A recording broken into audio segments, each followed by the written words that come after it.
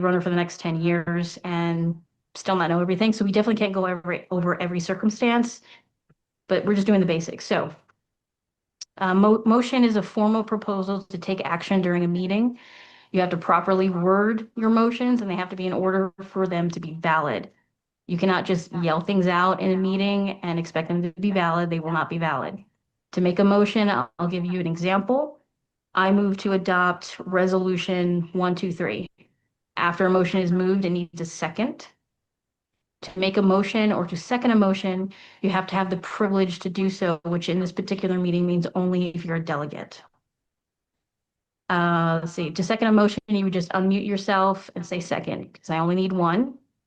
Who seconds a motion will need to be different from who moves a motion, so that two different people are now consenting to bringing forth an action or agenda item. After it's been moved and seconded, we will move to the discussion phase. I know that's a lot of information if you've never heard that stuff before, but I will do my best to try and explain everything that's happening as it's happening. During the discussion, I will be acknowledging non-delegates to contribute to the discussion, but only if you raise your hand using the button in Zoom. Don't raise your hand in real life in your room because I likely won't see it because I have a lot of stuff going on my screen. So please use the Zoom option. It will notify me that your hand has been raised. And please have something relevant to say to the motion that is on the floor. If you raise your hand and I acknowledge you and you start speaking about irrelevant things, I will rule you out of order. After the discussion phase is done, we will move on to a vote. I will be using roll call vote for the majority of the agenda items.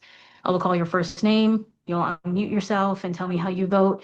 Please try to stick to either yes or no or in favor or not in favor, just to make it simple. And you can also choose to abstain.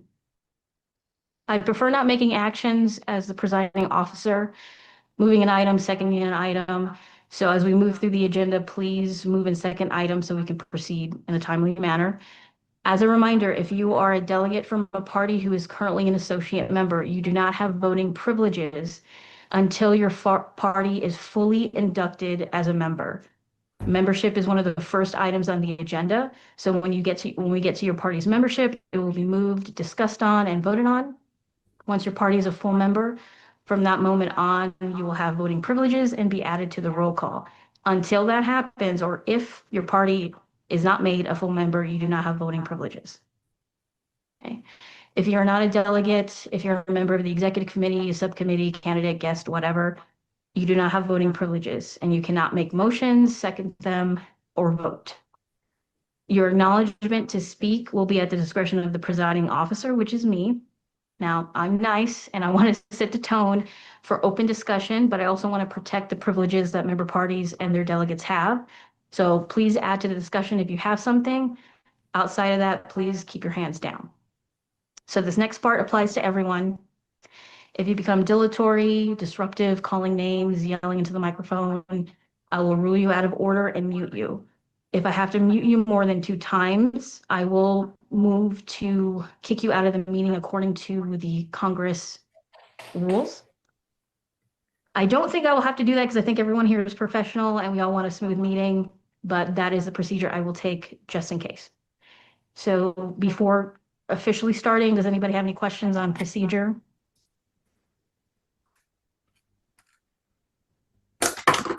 Yeah, sorry, I have a question. I'm not sure, I just wrote you an email before the meeting, but do we now have a vote or not for the Libertarian Party from Switzerland?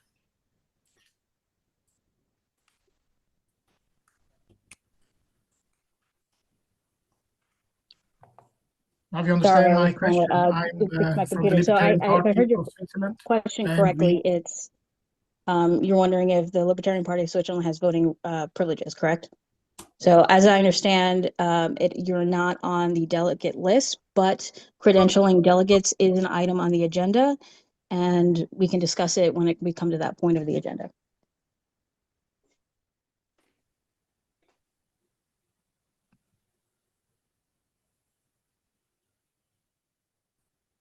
Any other questions? And just to be clear, Ms. Laguia, you will be the presiding officer chairing over this meeting this session? Yes. Understood. Thank you.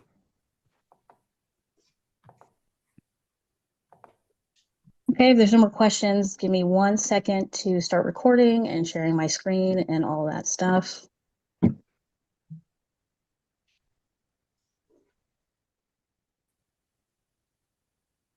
This meeting is being recorded.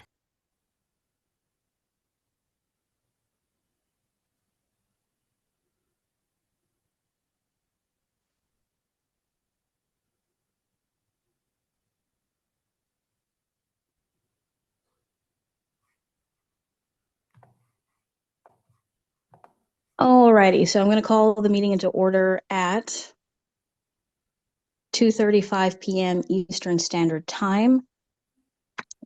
Roll call, as it stands right now, is Jorge Martinez Espada. And you'll just say present or not present. Or if you're not present, you won't say anything but present. I'm present. Thank Sorry. you. And then Stephen Nicalia. Present. Is that how you say your last name? Nicalia, right? Nicaila. It's a bit of Nicaila. a doozy. Okay. All right, so we have quorum. And we're going to move on to credentialing of delegates. Pierre is going to present really quickly the delegate list and a short explanation, and then we'll move on from there. Yes, hello. I am speaking on behalf of the executive committee, which adopted the official credential list of the delegates per the bylaws of the International Alliance of Libertarian Parties. As a reminder, the bylaws state that member parties need to submit their delegates. Originally, the original rule was 21 days prior to Congress because the rule was deemed to be maybe inefficient for this Congress. The rule was eventually extended to just 6 days before Congress. And here are the list of delegates that have been submitted by member parties, both full members and associate members, is as follows. Jorge Martinez Espada from Partido Libertario of Spain, Joseph Patterson from the United Independence Congress of Jamaica, Augustus Kialo Muli from the National Liberal Party of Kenya, Tinatin Bolokadze from Girchi More Freedom of Georgia, Laios Alsogen Tivani from the party Cut Down Taxes by 75% of Hungary, Evaristo Pedro de la Luz from Partido Liberal of Angola, Tatev Sayadian from Zain in Armenia, and Stephen Nicaila from the Libertarian Party of the United States. Yes, so this is the list of all of the delegates from both full members and associate members that were submitted by their parties by the deadline of Congress, which was 6 days ago. Thank you. Do we have a delegate that wants to move to approve this so we can go on to discussion? So moved. US. I second. Okay, so this is now in a discussion phase. Does anybody have anything to add to what Pierre has presented?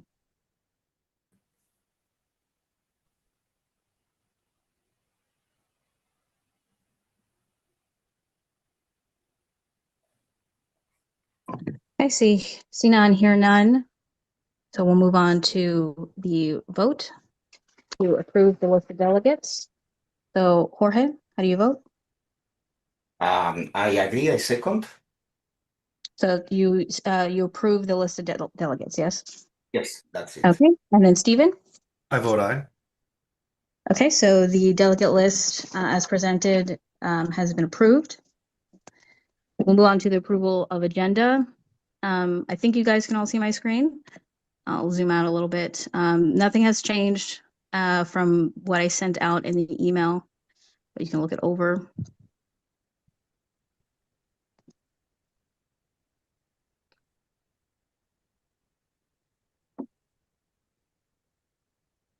So I'll do this with unanimous consent. Does any of the delegates, or do any of the delegates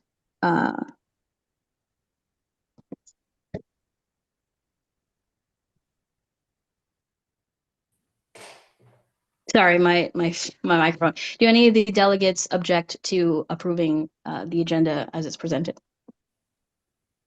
No. Okay. All right, no objection. So the agenda as presented is approved.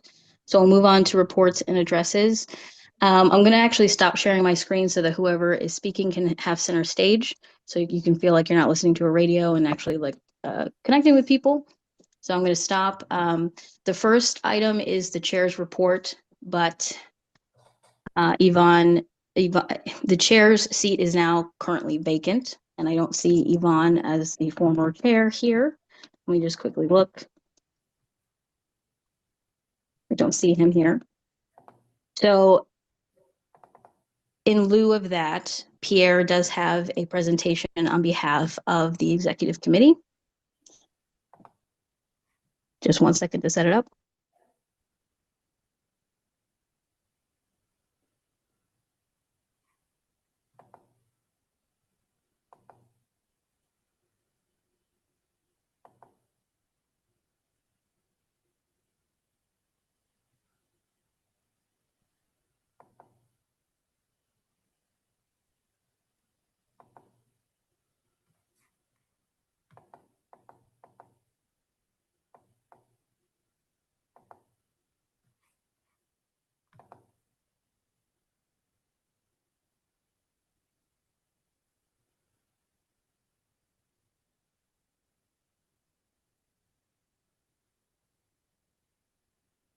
I'm sorry, can you guys see the presentation? I'm almost there. But you can, if you'd like to start speaking, you can, but I'm like one button away. Absolutely, sounds good. Hi, everybody.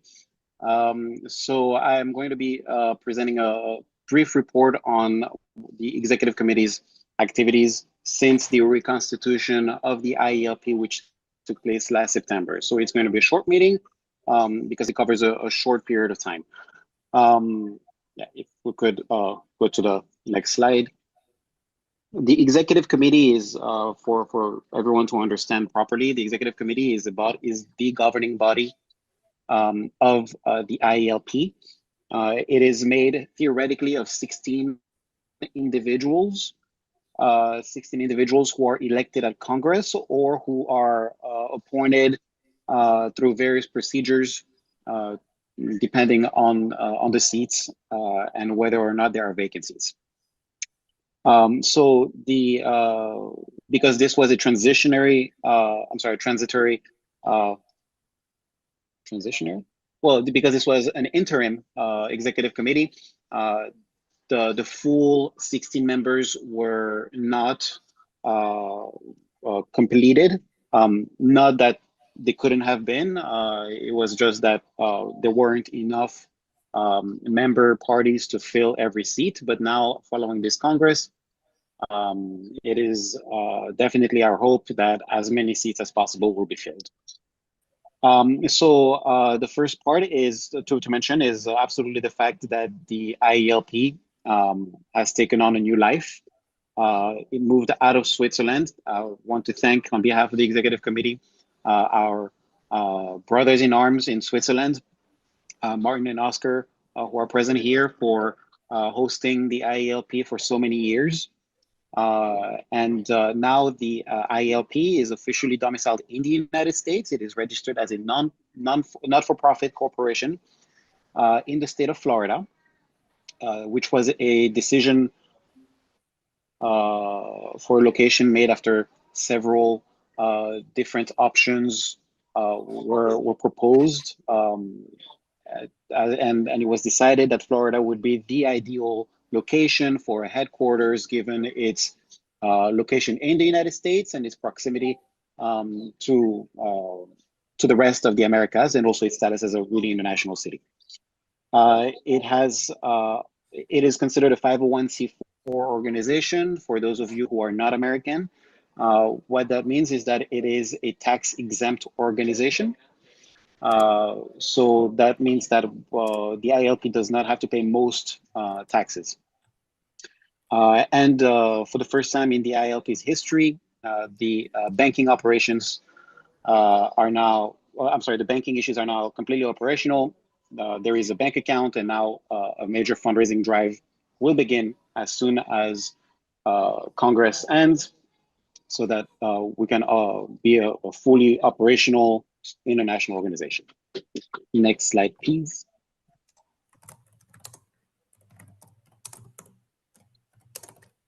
Yes, so there is a legal framework now within the IALP that the executive committee has spent the last few months developing and adopting. The first one is the new constitution of the IALP, which was adopted by the founding members back in September. It was followed by a set of bylaws, which help the alliance be managed on a day-to-day basis. It also comes with a series of congressional rules to help supervise how this Congress is to be managed. And finally, as was mentioned before, Robert's Rules of Order to help fill any holes that there might be in the rules. Next slide, please.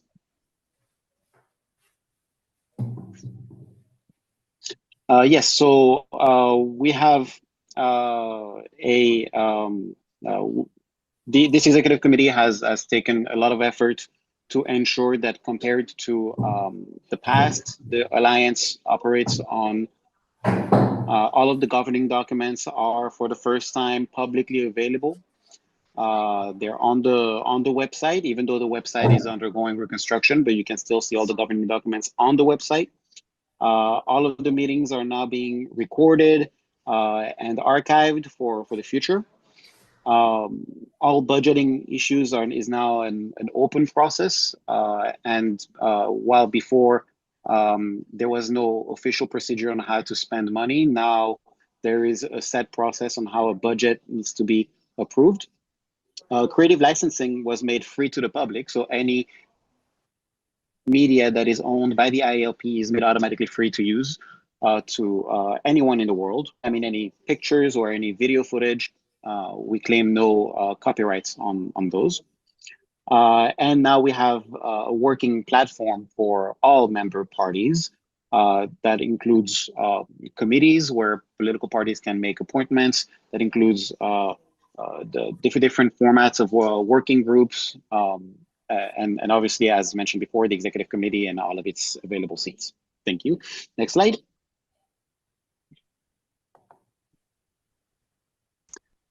So one of the things that we take a lot of pride in is the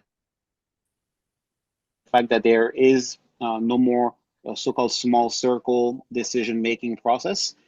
Small circle was something that had caused a few miscommunications in the past for the IALP. There were a few parties that were trying to make decisions unilaterally on behalf of everyone, and now we take pride in the fact that decisions all have to go through a set process, and every political party that is a member of the alliance has equal rights. The decisions are now made on a collegial basis, so all executive committee steps are made through internal discussions and debates and votes. And if you're on the executive committee, you're entitled to the same rights as anyone else. There's no one that's above anyone. This now is official membership layers to address the issue of the past, which was that it was a little bit confusing to know who was a member and who wasn't, given that there was no official membership process. Now we have full members, associate members, and we also have observer status for organizations that are not political parties. And finally, this is a democratic transition. That is the final real action of this executive committee, which was to implement this Congress for the first time in IALP history since the foundation in 2015 to form a democratic transition with elections for the officers for the first time in IALP history. Next slide, please.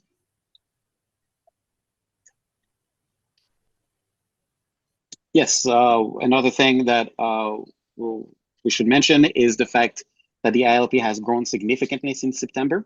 What you're seeing on the map, you're seeing two colors. You're seeing orange, which represents the parties that were the founders of the IALP that reconstituted the alliance last September. In yellow, you're seeing all of the new incoming members. So we're almost on every continent. So the only one we're missing is Oceania. And that is something to be very proud of. We now together, all of the new associate members, the new members of the IALP, they account for an estimated 500,000 people across the world. And to add already just the United States membership role, which anyone correct me if I'm wrong, but I believe is close to 300,000 or more. We're nearing 1 million members worldwide, and that's something to be very proud of.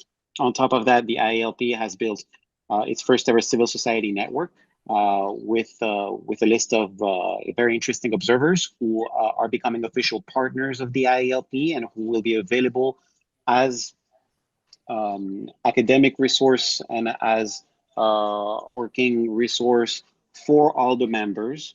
Organizations like LOLA, the Ladies of Liberty Alliance, or the Zimbabwe Network for Social Justice, or the Afghanistan Economic and Legal Studies Organization. All of these are very interesting civil society groups that have just joined as observers and who will provide their networks for every member party to benefit from free of charge. Next slide, please.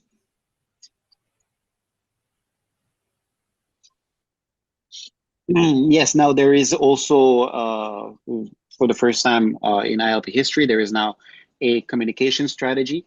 We started issuing official public statements, which is what international organizations are supposed to do. We're taking official positions on various matters in a democratic manner. We've done that on the case of Venezuela recently. We did it when Russia sanctioned the IALP a month ago. And we also built up the Alliance's Twitter page. We gained 300 new followers in just the last couple of weeks. We had to rebuild both our Instagram page, our LinkedIn page, and our Facebook page. The Wikipedia page is now continuously updated.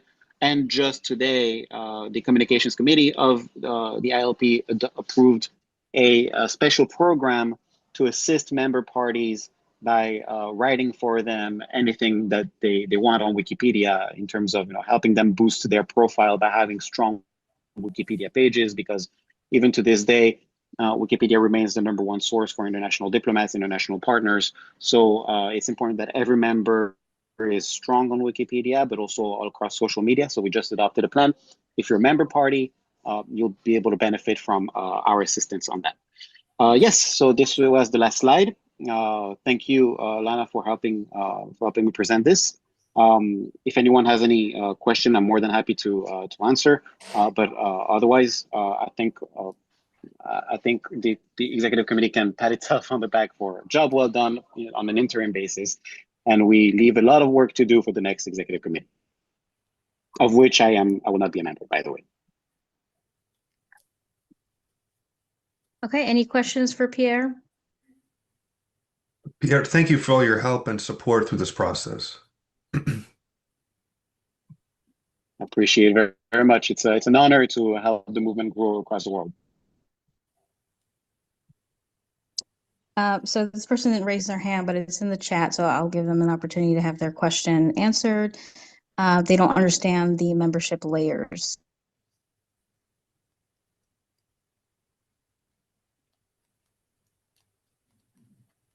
Pierre, if you want to answer. I see. Yes. Sorry. So the membership layers. So there are 3 layers of membership. There is #1, the full member layer, which are the political parties that have that as of now there are 6 of them. They're the ones that met last September for the reconstitution of the IALP. Because new members can only be approved during Congress and not between. Only the Congress can approve new members. All of those new members who are still in the transition, who have been recommended for full membership, but still have to go through the formality of Congress, those are called associate members. So they're entitled to communication. We make sure that we stay in touch with them as much as possible. You're seeing a lot of associate members in this call tonight. So all of you associate members know that we try to stay in touch with you as much as possible until Congress, when now if the General Assembly approves you, you'll be voted in as full members, and now you'll benefit from all the full rights. The third layer of membership is what we call observer. Observer status is meant for those organizations that are not political parties. And because this is a partisan, let's say, partisan organization, membership is reserved for political parties. But if you're a civil society organization, or if you're a movement in an authoritarian country that's not allowed to form a political party, or if you're a very well-known individual or anything like that, and you want to get involved, you can through the observer status, which also grants you the right to be informed, to know what's going on. You have a direct line, et cetera, et cetera. But most importantly, that observer status is meant to create a network of civil society organizations for every party out there. So basically, if you're a member of parliament from the Libertarian Party of Albania, for example, and you want to work on a tax bill, you can reach out to our extensive network of civil society partners, of observers, who will help you draft a bill, give you talking points for the media, stuff like that, help you with the stuff that you need. So those are the three layers of membership. Okay, any more questions for Pierre?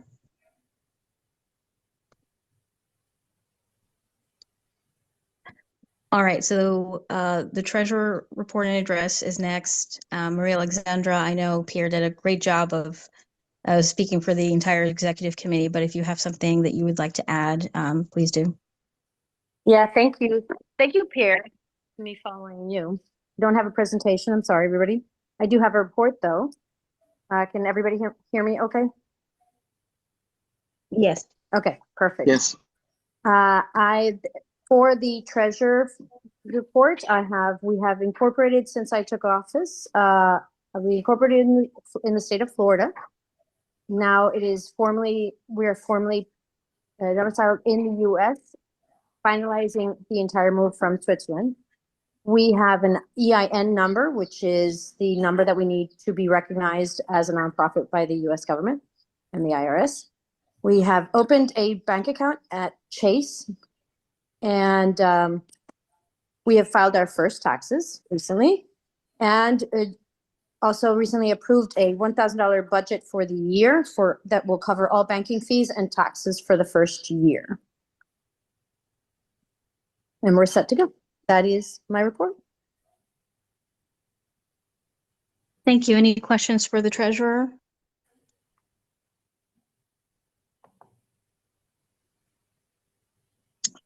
Okay, we're going to skip the regional vice chairs because we don't have any currently. They are vacant. That will change after today, thankfully. Actually, I skipped over my address. Thought I could get away with it. So Pierre did a wonderful job of kind of summarizing the executive committee, and you guys are going to be hearing my voice enough today, so I'm going to try to keep it brief. What I want to highlight is I was appointed Secretary General a short time ago. And since then, I have implemented systems, as Pierre said, of recording minutes, not only official minutes, but also actual audio recordings, so that if there's any discrepancy or any complaints or anything, there is recording, nothing is vague. I also have created robust email lists of our observers, community members, member parties, anyone who is potentially involved, and categorizing them and what their privileges are, and making sure that we're sending out emails, because communication and transparency is really, really important to me, especially in an organization that is this large. and this important to the liberty movement. So I want to continue doing that, keep have open communication and transparency. I did create a Google Drive to keep all of these things so that it's centralized. That way, if I just disappear off the planet tomorrow, there's still the ability to find out the historical documents for the organization. The executive committee can access minutes. I would also like the ability for member parties to access minutes, and also in the future attend executive committee meetings so that they know what's going on and they don't just randomly get an email, every couple of months. So communication and transparency is very important to me as Secretary General. So I want to continue working on that. But aside from that, does anybody have any questions for me? Wes, you're correct. They decided on Miami. There's been a big push for us to work with Millet. And so Okay, we're really hoping for somewhere with go a ahead. heavy Yeah, just Spanish a question. presence, Spanish-speaking I presence. already asked before before the foundation of the refundation of the alliance. Perhaps it will be great to create a new committee of arbitrage committee, because some of you know there was sometimes conflict in Libertarian organization, and it will be great to have a clear process to resolve the conflicts. Pierre? Yes, I remember when Vadim mentioned that last year. I think it's a wonderful idea. And the way we framed it back then, the rules is that, well, we had two choices. We could either create a permanent arbitrage committee, because we know that libertarians and liberals in general, we all hate to, we love to hate each other. So we thought that it was necessary, but either we have a permanent committee or we have committees that are created on an ad hoc basis. So for example, there's a crisis between libertarians in Romania. Should we have one permanent group that is working on those and on American conflicts and all of those? Basically, the decision that was made back then was to allow, Yes. at any moment, the IALP's executive committee can appoint an arbitrage group that can, travel to those countries and have everybody sit around the table, because it is very important to have that. On this screen, I can hear. So instead of a permanent group, because permanent groups can be problematic, sometimes you might have parties with conflicts of interest that are automatically joining. So instead of that, it would be an ad hoc creation. So if tomorrow you guys in France have an issue within your party, you could request the EC to create an arbitrage group, and that's the especially sorry, but the question was mostly about the governance is the alliance. If, for example, I will have a conflict with the actual chairman or the executive committee, I think it will be great to have another way to resolve the conflicts than just to insult together. And I think it will be easier to have a permanent committee to resolve that kind of conflict, and with people not in the chair, not in the executive committee. I completely agree with you, and we do have a committee that deals with that. We'll talk about committees a little bit later in the agenda. Okay, great. But there's an ethics and standards committee which would handle any internal complaints. If you have a problem with me or somebody else in the executive committee or each other or whatever, they would handle that. But we can talk about that later. But also, I just want to remind all the members that you're entitled to have 2 people from your party on each of these committees, and they're not filled right now. So we want you guys to be in these committees and contributing to the community and being part of everything and being part of the decisions that are being made. But yes, that a procedure for dealing with internal conflict is important. Yep. Absolutely. Okay, great. Thank you. Okay, so Pierre, I know you did your report, but as an at-large member, do you have anything to add? And the same question to Tina Teen, who's here. No, not me. Thank you. Not me neither. Okay, and then the last thing for reports and addresses would be member party addresses. So is there a member party here who would like to address the assembly? I might as well. Stephen. Sure, go ahead. Thank you so much, Lana. I just wanted to say that not only are we so proud here in the United States to be a part of the IALP, in just about every speech I've given over the past year, I've mentioned in one way, shape, or form the International Alliance of Libertarian Parties. I think we're heading to a world in which libertarianism is seen as a global philosophical movement, much like the communist movement in the 1800s and 1900s. We're obviously the exact opposite. Um, but I see us spreading fire throughout the world. I see it in Latin America, thanks to Javier Milei. I see it in Europe, where the success is very clear, even in dissident parties like in Russia or Cuba, and other places like Venezuela, where being a libertarian is very difficult. The libertarian spirit continues on, and I'm honored to be a part of this movement. There are 700,000 registered libertarians in the United States. We estimate about 1.2 million real libertarians because some states, 17 states, do not have voter registration.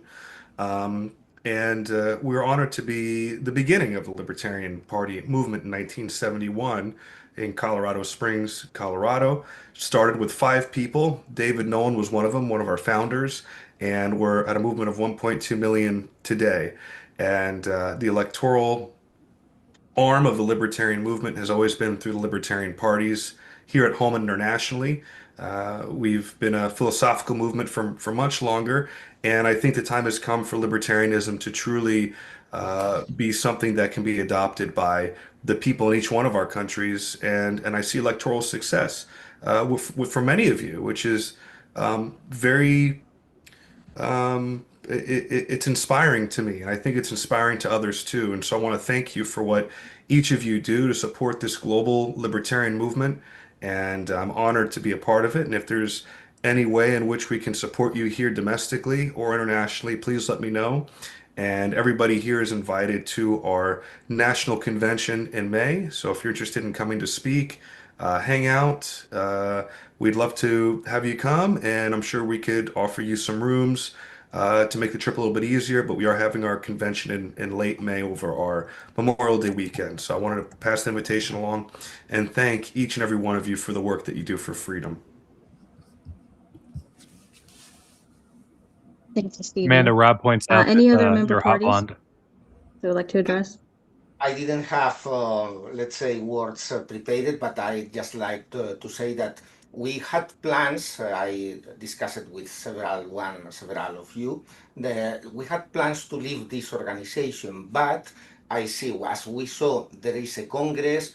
There are going to be changes. We hope this organization will contribute to the success of the international libertarian movement. So, of course, we'll see how things will move, but we hope to stay to work with you all guys. On the contrary to the US party, we are a very little party. We have plans to grow in a local basis in our country, in Spain. But I think in general terms, in all the world, we libertarians need to leave the bubble to reach all the society and to grow a lot. So I'm happy to be here with you all. Damn right. Dave, if you Thank mean you. the USLP convention, it is going to be in El Paso. All right, anybody else? Just I want to add something. So I'm really happy that there's a clear process put in place in the organization. It wasn't before, and I think we'll be more strong if we have clear processes how to be elected, how going to the election, and for example, for France, or we changed the registration, and there's any document about that in archives, ni for us, ni for ELP. So I'm think it will be greater the next time to have the archive. So secretariat is a big and a very important deal, and I hope that all libertarians can be united like proletarians, and we can work together and not to have conflicts, because the biggest conflict we have is the statist people for like communists and the socialists. I think we should work together, and it will be great if the alliance become something really important, and we can work across the world. And like it seems to Damn start right. a very good way. Thank you.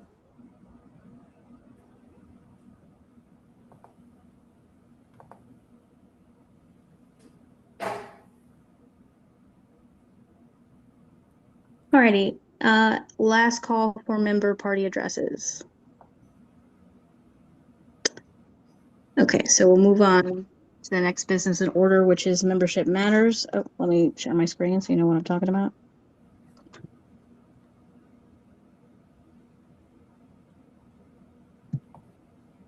Can I, Chair, while you're preparing the screen, can I say something? Sure. Just to explain the process. So these, the following parties that you guys will be voting on are the political parties that have filed their candidacies for membership into the alliance. The vote is separated in two parts because per the rules, there is a process first of EC recommendation before final approval. So the first tranche are the parties that are formally recommended for full membership by the executive committee. Those are parties that we spoke to, we interviewed, we've spoken to at length over the last few months. And the others, well, there's only one other party that we recommended against. Their representative is not here today, but you guys vote the other way than the executive committee. The executive committee only voted to give recommendations based on the interviews we did, but now the decision is yours. Can you explain why one is not recommended, please? So when we get I can. Sorry. So when we get to the Gerchi on which is the one that's not recommended, when we get to J, we can talk about why they weren't recommended, because we're going to go through each sub item here, and we're gonna have to officially move it and second it, and then be in discussion. The representatives from the parties also have to kind of speak on behalf of their party if there's debate. So when we get to J, which is the last one there, we can kind of explain why we voted not to recommend them.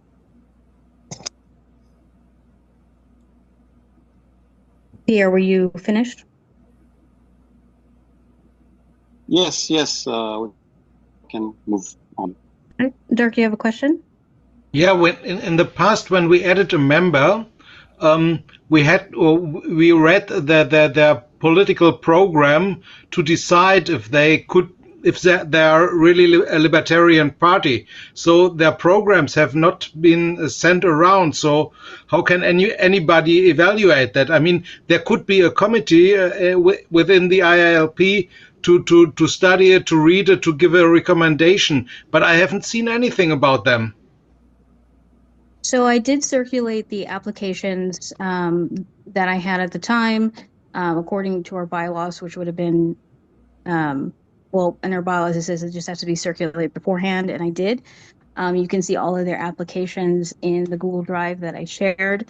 And, from there, you have to do your due diligence of, looking up their party and looking at their social media and looking at their platforms, et cetera, to be able to make your recommendation. Pierre, you had your hand up?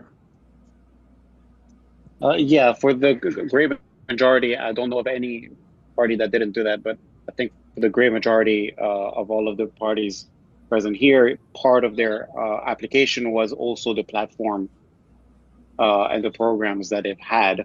If any doesn't have it, it's either a discrepancy in the paperwork, or it's just because programs and platforms are very European a North American concept that other parts of the world don't necessarily have. That doesn't mean they don't have values. It just means that platforms or programs are a different thing.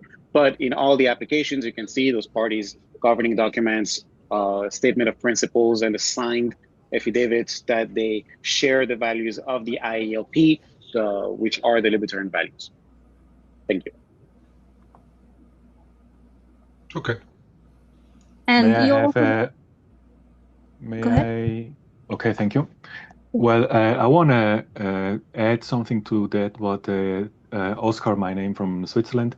I want to add something what Dirk said. And we cannot, or I couldn't do any due diligence 6 days before receiving these applications. So I asked 3 weeks ago or 4 weeks ago to the secretary who will be the the the parties who will join, who will be the people who join to do our due diligence. So I have also a job and I cannot do in 6 days my due diligence and then discuss with a party, discuss with our committee, internal committee, if we can accept somebody or if we like somebody or not. So I don't know who these parties are, and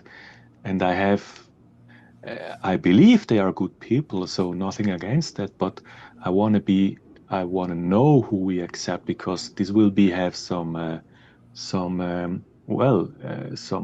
the press will have a look on that, and if we cannot do our due diligence before, so it's very difficult for me. Here. Thank you. All of the I know it's not going to be a sufficient answer. I recognize that, but I do want to add all of the associate members were announced on the Alliance's social media. They were also placed on the Wikipedia page. I know it's not sufficient. I recognize that. However, that is why we have been encouraging for a few months the European parties to have to take advantage of their right to have a member on the executive committee. We had offered that to the Netherlands, to the every European party, specifically because of that, because that is what regional vice chairs are supposed to do. They're supposed to inform their regions of everything. There was an issue 3 weeks ago when what you were mentioning. Back then, there was a responsibility of the chair to send out an agenda, which was never done, and it was only until very, very recently, a few days ago, that we were able to change that to have the entire executive committee the final agenda. And so there is a lot of there's going to be a lot of different holes that I know is not going to be completely satisfactory as an answer. However, you should know that that is exactly why that is exactly why we've made an emphasis on participating in the executive committee, being a part of these conversations, and all in all, you can always ask them questions now if that's the case. Well, I made that 3.5 weeks ago. I make a clear.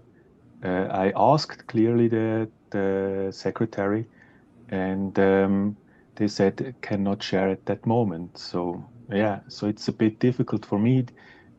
So if it would be just one point, so then okay, you can look over, but it was a sum of different points, right? So it's very difficult for me to. You spoke about transparency before, Pierre, and yes, I'm searching for that transparency currently. Okay, so we're gonna move on. Yeah. This is a conversation that probably needs to be brought to the EC after Congress to maybe amend bylaws so that you guys have more time. Because right now the bylaws state there's not a determined deadline to when we send out the applications so that you guys can review. So maybe it needs a bylaw revision, but we can talk about that at the next EC meeting. For membership matters, I just want to remind everyone that currently, if you are an associate member, so if you are on this list, you do not have voting privileges. If your party is accepted to full membership, you will be added to the roll call for moving forward into the agenda. So 3A is Gertrude More Freedom. Is there a delegate that would like to move to approve this? They're going to have a chance to speak, but we just want to get it on the floor to get it to discussion. The USLP shall move to nominate the Gertrude More Freedom Party for membership. It does need a second.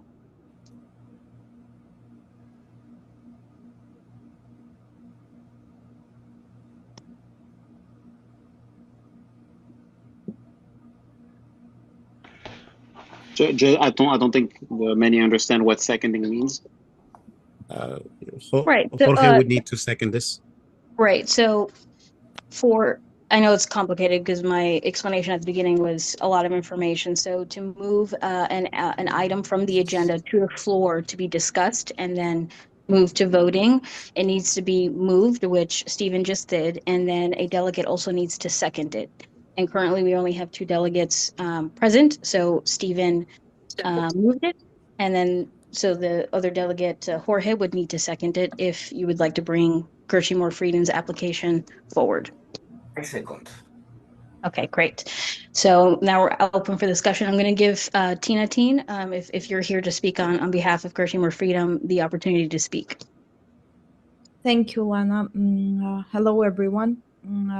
It's an honor to be talking with you, with libertarians across the world, and that's amazing what we're doing here and what we're creating here. I think, especially in these difficult times which we face around the world. I would like to share about our party very shortly. Our party, Gertrude More Freedom.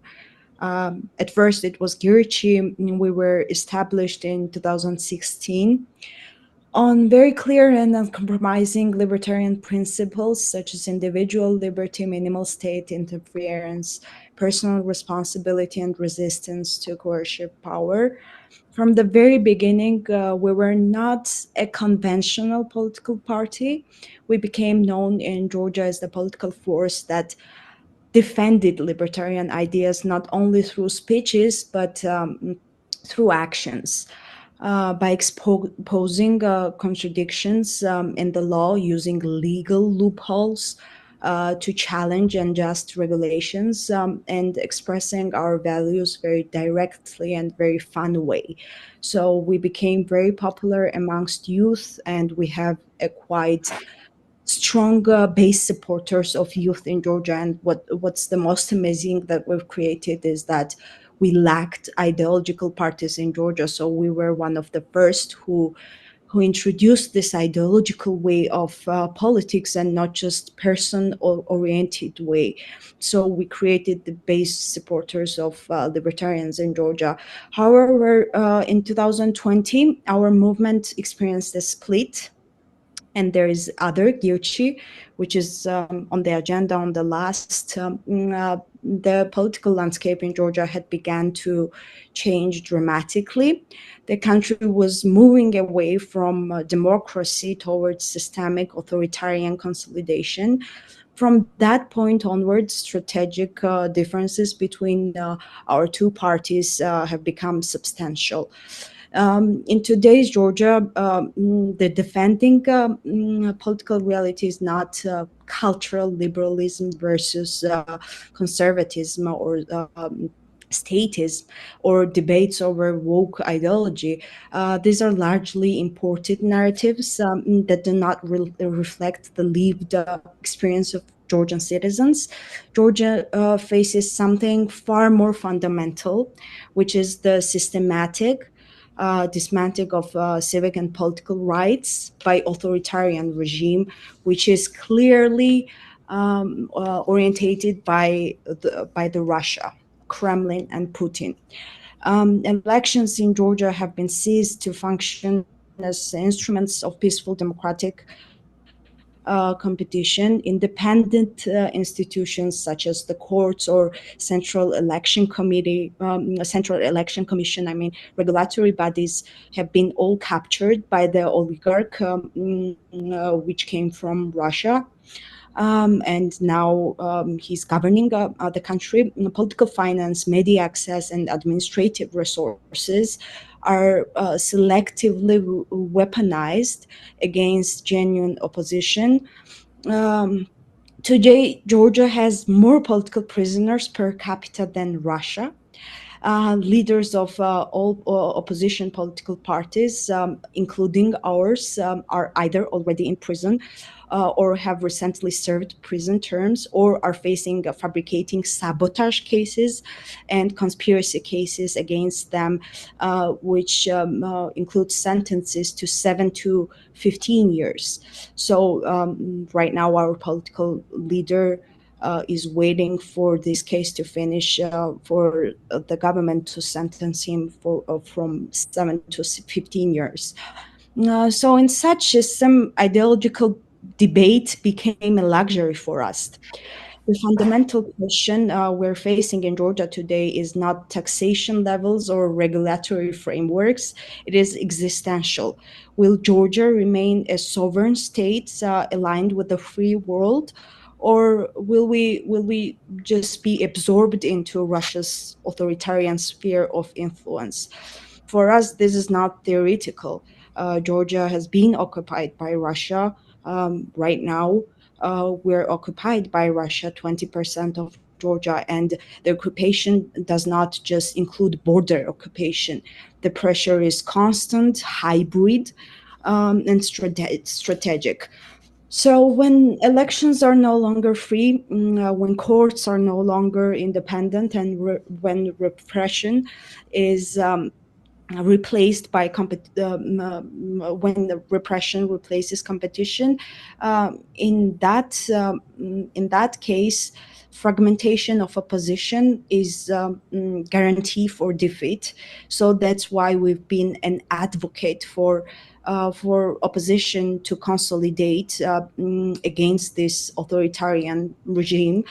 And since 2020, we've been doing that. 2024 elections, we've been in coalition with other parties. However, we refuse to take seats in the parliament in both elections that Gear Timur Freedom has participated, 2020 and 2024, because the elections have been rigged massively. And right now, we even see that the government does not even want to have elections in Georgia because they went to full dictatorship. However, Georgian people still stand on the street. It's almost 500 days that Georgian people have stood in front of the parliament protesting this. And the protests are about a stolen political agency, and protests are about the right to choose. About the right to exist as free nation, and people realize that, and we are part of it as the political party. We believe that libertarians must be strategically intelligent and actively resistant to the authoritarian environments. There are moments in history when purity becomes political self-destructive. So when insisting on ideological isolation serves the authoritarian regimes more than it serves liberty. So that's why we think that way. In such moments, libertarians must remember that liberty cannot survive inside the captured states. So today, our priority is restoring the minimal framework, the conditions in which freedom can meaningfully exist. We still stand for individual liberty, limited and accountable government, the rule of law, free markets. However, Georgia needs to survive as a free nation right now, and that is our struggle. That is Georgia's struggle right now. And it's not just Georgia, it's Ukraine as well. That's what Russia has done to its states across its borders. Thank you, everyone. I hope that you understand Georgia's reality. It's quite hard what we are going through. Our political party members have been detained or are in prison right now. However, we still continue the work for liberty and libertarianism. Actually, our camps, we have been doing camps for youth to preach them libertarian ideology, and they have also been attacked by the government thugs. So it's physically violent and physically not safe to be preaching libertarianism in Georgia. However, we still continue to do so. Thank you. This is exactly why we've been Thank trying to you. get Jihan And just as a reminder during for a discussion, if you solidarity could use stream. the raise your hand button at the bottom instead of just speaking. That way I know that your hand is raised, and it kind of goes in order of who raised their hand first. That way it can just move in order. But Dirk, you have your hand up for a question? Yeah, I would like to know, since Girchi Party is also trying to become a member, what do you, Tinatin, think about their membership in the IALP? I'm not here to decide their membership. I just think that we had a split because we had strategically different orientation. And at first I thought it was just strategically, like political strategy of us being different. But right now what I see is that all the political parties in Georgia, even some of them, there might be more centered or more left. However, all of them understand the reality of Georgia right now, and all of them talk about the rule of law, the issues that we are facing in Georgia. And I haven't seen that from the other Girchi, because that is understandable as well, because now if you want to be politically active and if you want to resist to authoritarianism, you might end up in prison. So I might understand that from them as well, that they don't want to end up in prison. However, I think that defending libertarian values is way more important, and we don't have to lose this morality over the fear of being repressed. Thank you. Okay, any other questions for Tinatin?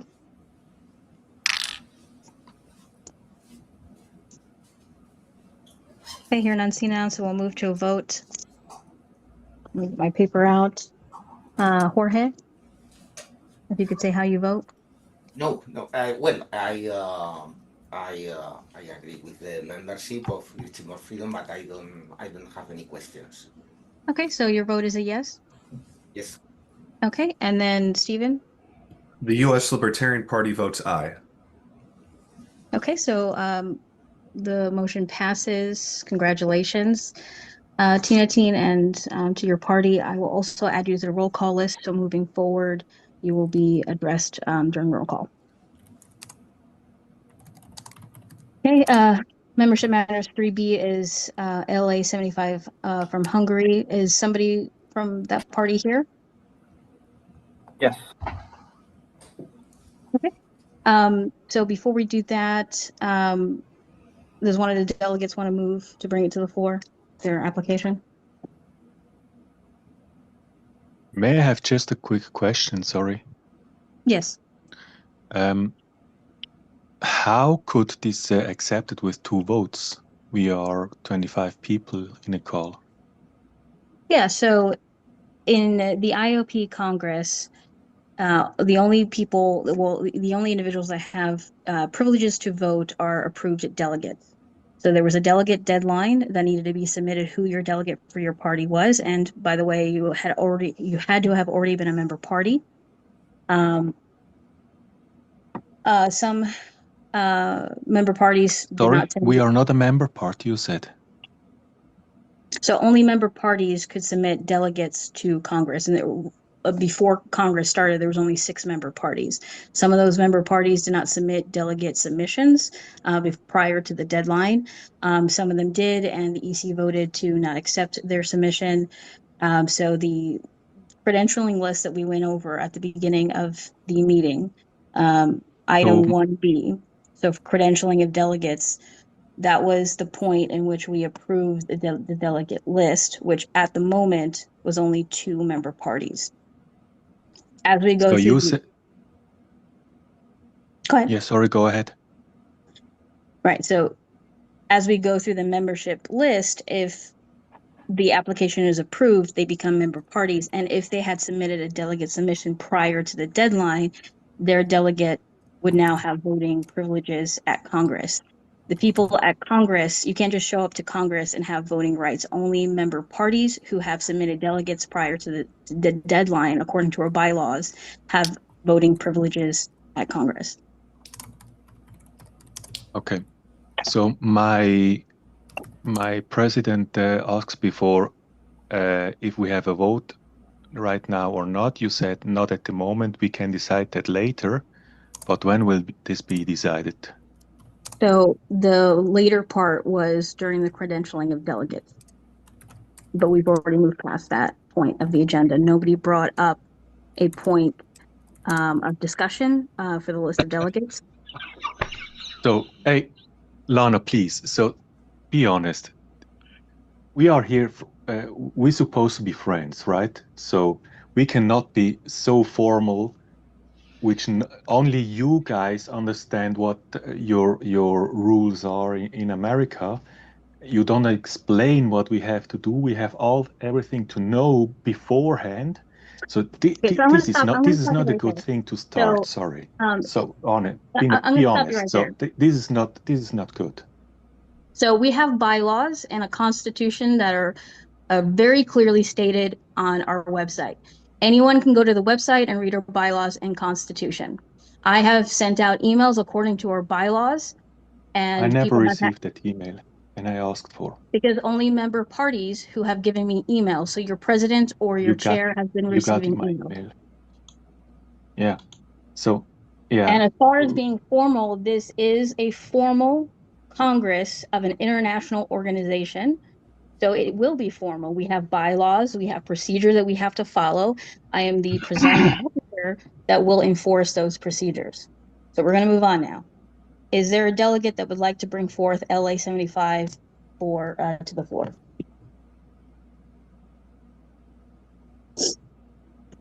Sorry, I didn't. Was it a question? Not for you. So the delegates can bring forth a motion to discuss LA 75. The U.S. Libertarian Party will put forward such a motion. Is there a second? I second. We second.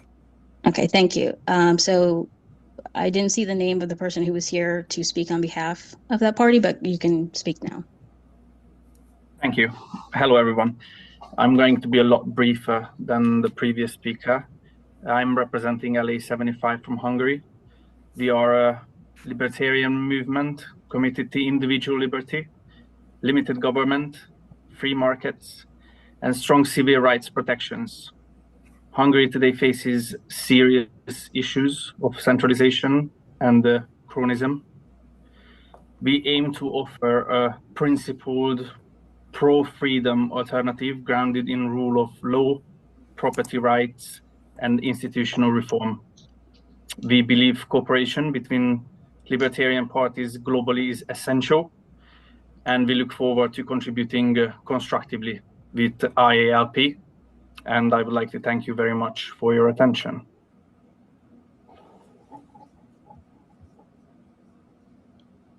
Is there any questions for Louis? I just have a few. I just wanted to know, Mr. Lewis, what is your party's current major issues and platform in Hungary? I'm a little bit more familiar with Gertje. I'd like to know a little bit about your beliefs in LA 75 in Hungary. So LA 75, the name comes from cutting taxes by 75%. One of our ideologies is that we could run the country exactly how they've been running it for the past 40 years without 75% of the tax that we are having to pay now in Hungary. Platform issues that we are facing is basically Hungary at the moment has no space for any small parties to kind of come out of the shadow of the two big parties that we have in place at the moment.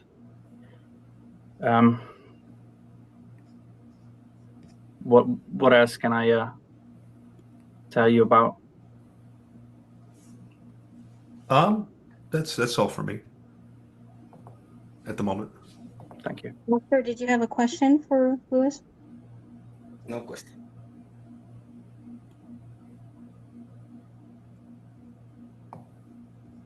Amanda? Yes. Could you remind us how many people are in your party across the country? About how many members? So we are very small still at the moment. We have less than 50 approved members inside the party. We only started in 2019 and we've been steadily growing since, but we don't have many approved party members.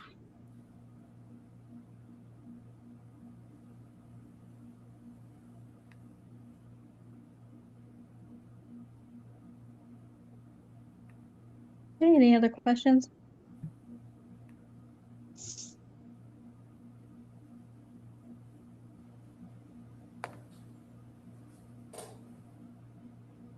Just need 1 second and we'll move on.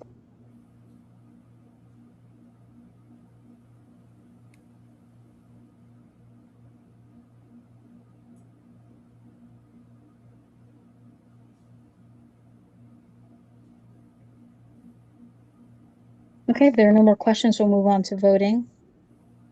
So please tell me how you vote, Jorge. We vote yes for the membership of LA75 from Hungary. Okay, Stephen? The U.S. Libertarian Party will vote in the affirmative for LA57 to join the IALP. And, or we just did Stephen. Tinatine? We'll vote for yes. Okay, so the motion passes. Congratulations. I don't see you on the roll call list, so you won't have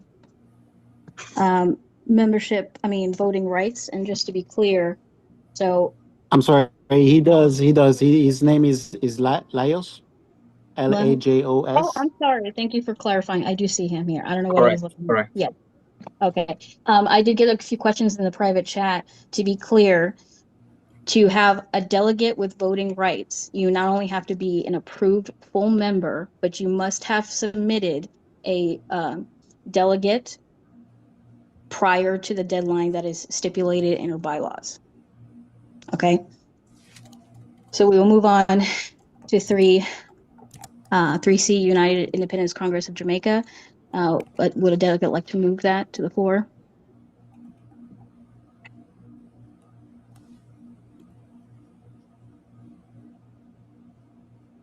The U.S. Libertarian Party would like to move the ULC Jamaica Party to join the IALP. I need a second. Yes, I second. Okay, thank you. Would someone from UIC Jamaica like to speak?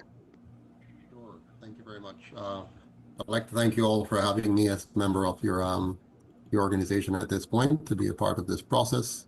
The UIC is Jamaica's first libertarian party. There's never been one before. In fact, we're the first in the Caribbean, as far as I know. Our focus is on making Jamaica a country that brings out the best in all its people. In order to do that, we are focused on creating a nonpartisan constitutional republic that protects the individual liberty and promotes personal responsibility within a safe, clean, and orderly society where everyone can live, earn, and retire with dignity and true liberty. Our core values are centered around individual liberty, personal responsibility, equal opportunity, equal rights, equal justice, a safe, clean, and orderly society, a free and fair market economy. In fact, our philosophy is such that we believe it is the right of everyone to be free, Therefore, the only moral justification of government is to protect the life, liberty, and property rights of every citizen equally. Good governance, we believe, is to protect the individual liberty and property rights of all citizens, to promote personal responsibility, and to provide an environment that is safe, clean, and orderly for the society to thrive and grow. We particularly seek to protect both individual sovereignty and the collective sovereignty of our country. We believe this is the only sure foundation for a truly free, truly fair, truly peaceful, and prosperous society. The UIC was founded on the 2nd of December 2019 officially, when we were chartered as Jamaica's third official political party. But before that, we started our work in 2013, particularly with the guidance of Milton Friedman and other libertarian writers like that, including Thomas Sowell. We have managed to compel a number of changes in our country's political system. We have pushed the government on a number of issues. The biggest one was during the COVID situation, where they tried to force the citizens to actually subscribe to a medical procedure without their true consent. We were able to restrict them to less than 20% of the injection rate at the time, for which I was arrested for leading a massive demonstration to Parliament on the matter. In fact, I'm still in court on that matter right now. Our membership base is fluctuating, one, because liberty is a very new idea to the people in Jamaica in the way that we're presenting it. They believe that because they got independence in 1962, they're actually free. We have taken the opportunity to teach and show them that they're not free, and that government continues to be a very intrusive part of their lives, and have normalized this in the society, which is compromising their economic development and their ability to enjoy true prosperity. And so for that, we continue to champion a number of initiatives across the country, and have been able to increase our following by over 500,000, and in particularly have 10 to 20,000 in any one given platform that we get to engage the people on. It's a very difficult task because, again, our people do not appreciate the basic teachings of liberty because they have been miseducated into a socialistic way of thinking, a paternalistic state. They see the government as pretty much God, and we're trying to break that. So I'm looking forward to working with the IALP to not only help the people here in Jamaica to embrace freedom, but around the world, because the more we can get the entire world to understand the danger of government the way we have it, is the more we can bring liberty to everybody, including those in Jamaica. So thank you very much. Thank you. Does anybody have any questions for Joseph?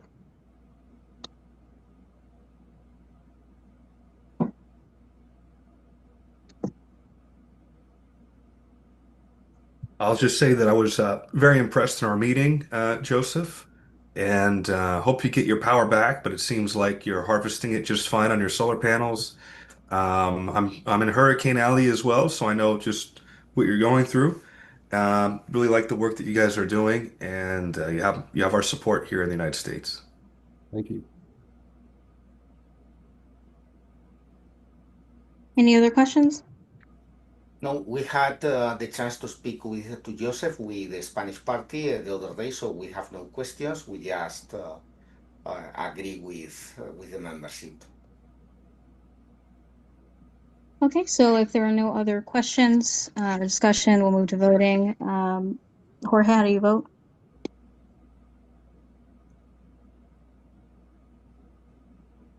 Jorge, what's your vote? Sorry, my vote is positive. We support the Okay, membership. Stephen, The USLP votes aye. Tina Teen, Yes. and Lajos. You can call me Luis. LA75 goes aye.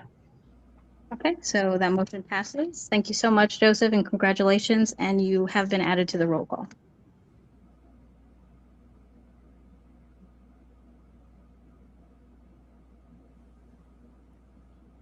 Okay, next is National Liberal Party of Kenya.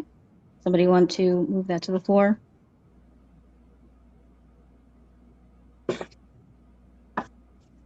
The USLP shall make such a motion. I second. Okay, is somebody from the National Liberal Party here? Or anybody who wants to speak on their behalf?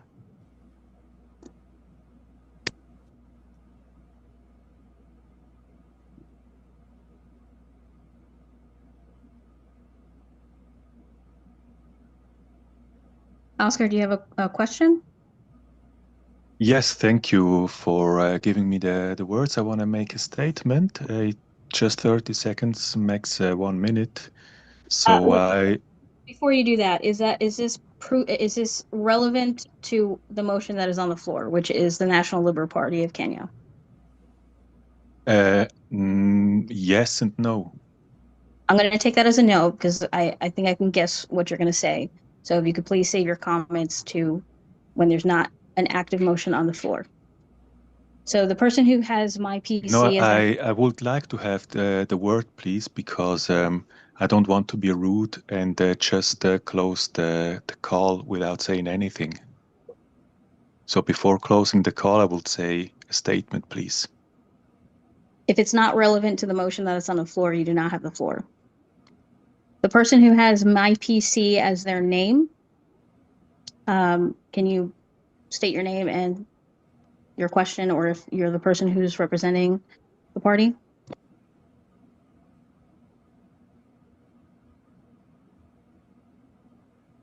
Sorry, I don't know what your name is because it just says my PC as your name. Hello. Yes. Yeah, my name is Augustus Smuley. I'm the party leader of National Liberal Party, and I wish to make a statement. Yes, please go ahead. Yes, the National Liberal Party was formed in 2016 in Kenya, and in between has been in government and opposition. I became the party leader of National Liberal Party 2 years ago. To put it in perspective, most of parties in Kenya are not based on any ideology. They're rather based on popularism, following an individual, but not really an ideology.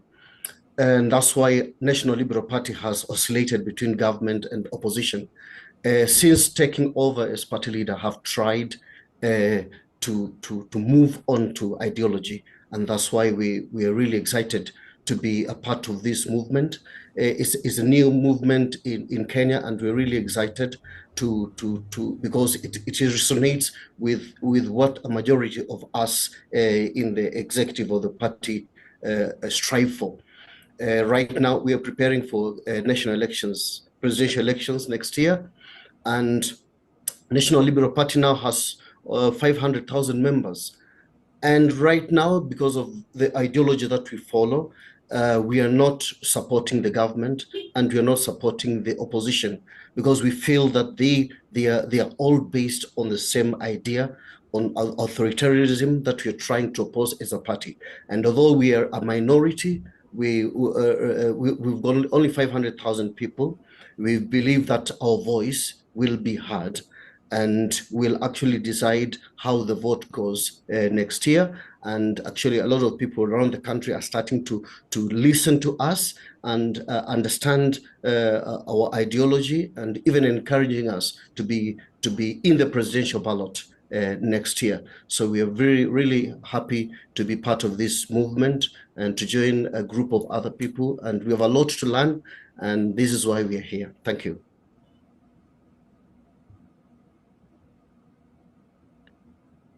Thank you so much. How long has your party, when was your party founded? 2016, December Wow. 2016. Yes, it's an old party. Yeah, it's my second year as party leader. Excellent. And how many members would you say make up the party? 500,000 members.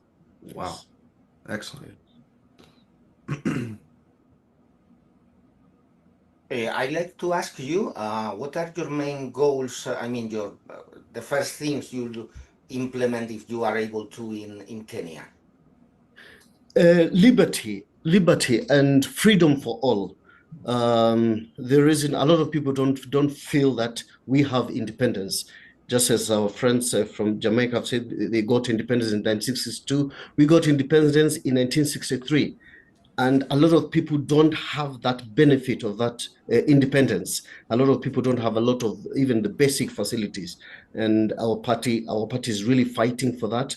And we are criticizing the current leadership, and we are criticizing the opposition as well, because the opposition is just a part of those who've been in government and they've fallen out, but they don't have any different ideology that supports the common person. Thank you.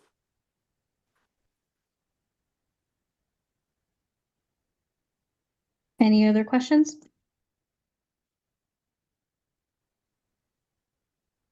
Okay, so we'll move on to a vote. So we'll do roll call. Jorge, how do you vote? I approve the membership. Okay, Stephen? The USLP votes in the affirmative to approve the membership into the IALP. Tina Teen? Positive. Lewis? LA 75, aye. How do you vote? Aye. And Joseph? UIC votes in favor as well. All right, thank you. So that motion passes. Congratulations, Augustus, and to you and your party. And you are now added to the roll call vote as well. Next for membership is I know I'm gonna pronounce this wrong. Zain of Armenia. So if a delegate would like to move that to the floor to be discussed.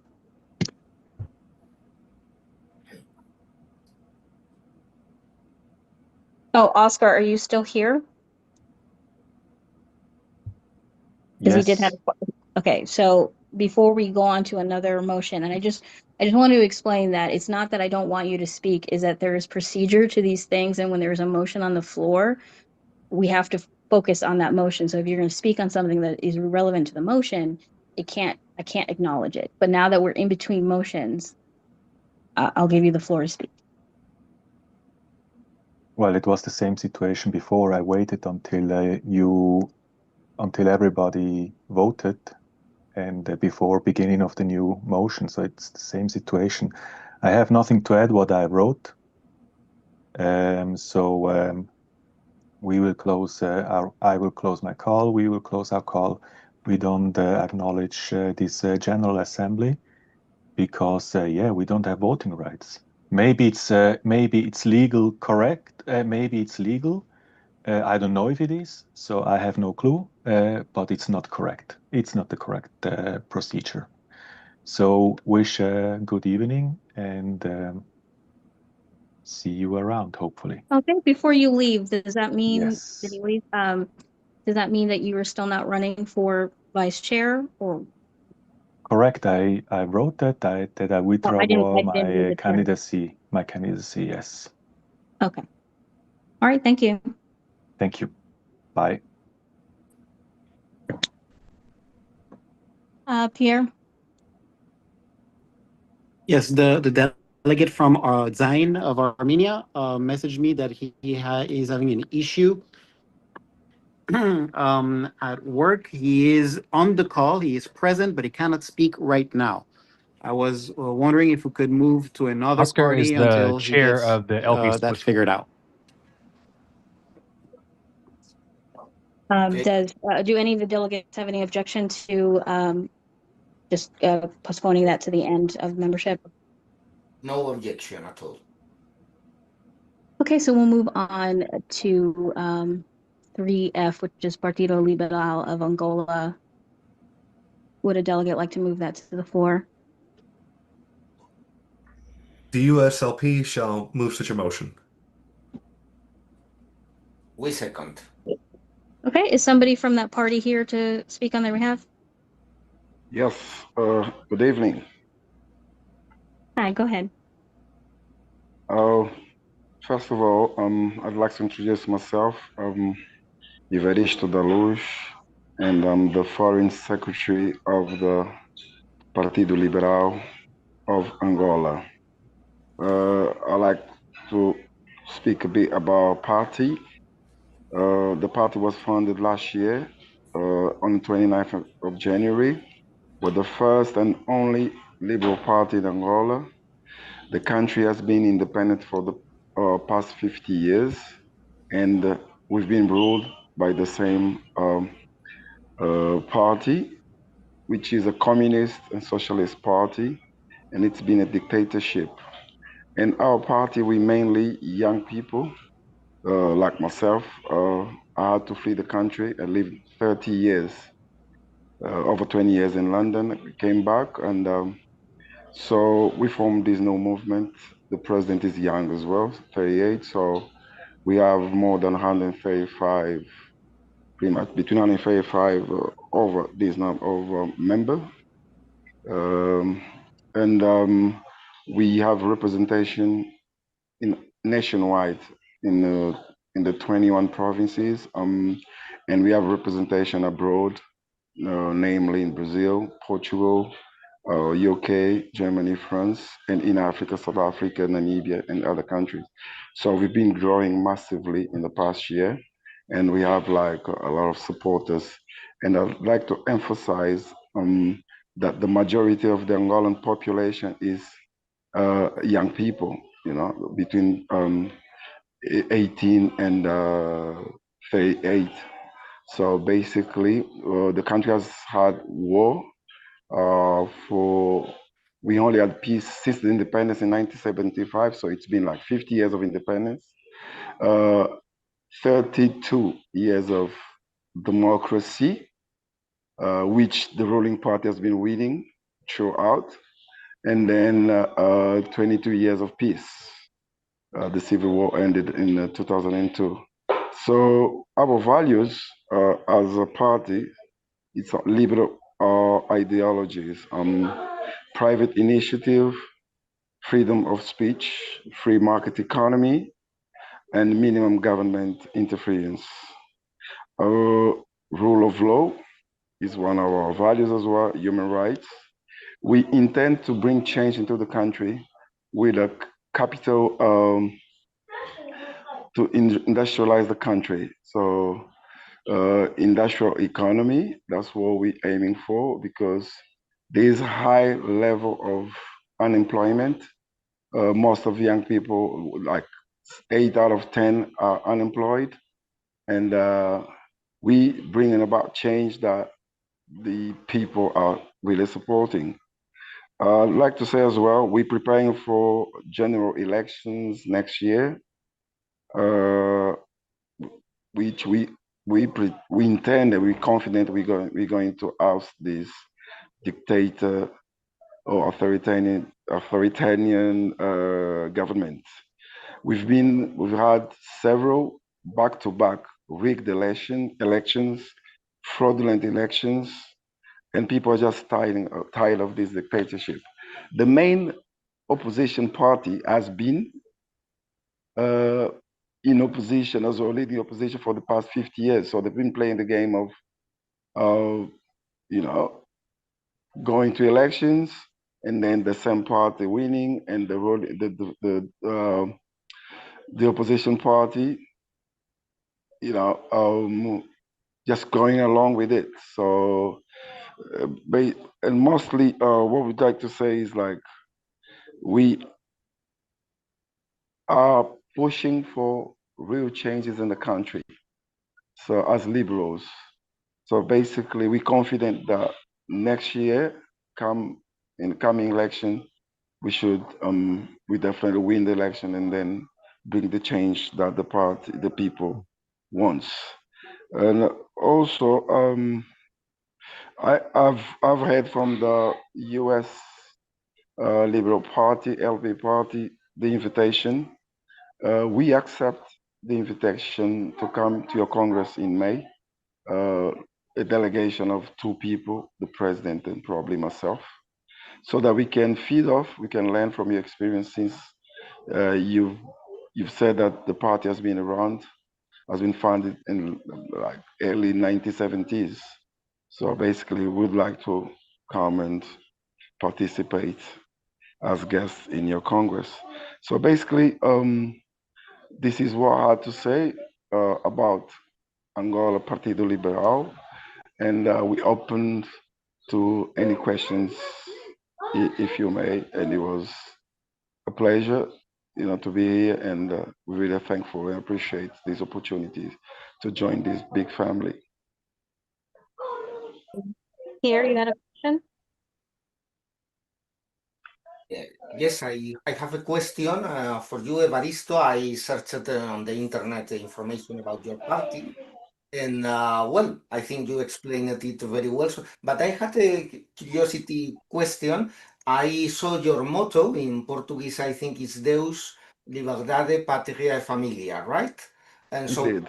what does it mean for you? What does it represent for you? Just this question. Thank you very much. We liberals in economic issues, and we conservatives in culture and customs. Angola is a country that we have a big Catholic and population. So Deus means God. In God we trust.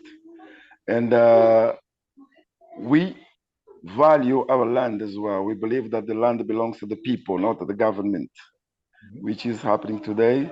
And we say that we are on hope, since with the youth of the country and the future. And we say that the future is now. So basically, those are our values: country, God, and the people, freedom people. But anyway, if some Angolan person is not so conservative, do you have any problem as long as this person do not disturb other people? No, that's why we're liberals. We don't close doors. We don't build walls. We make bridges. That's why we're liberals. Yes. Thank you so much, Evaristo. My pleasure. Appreciate it. Any other questions?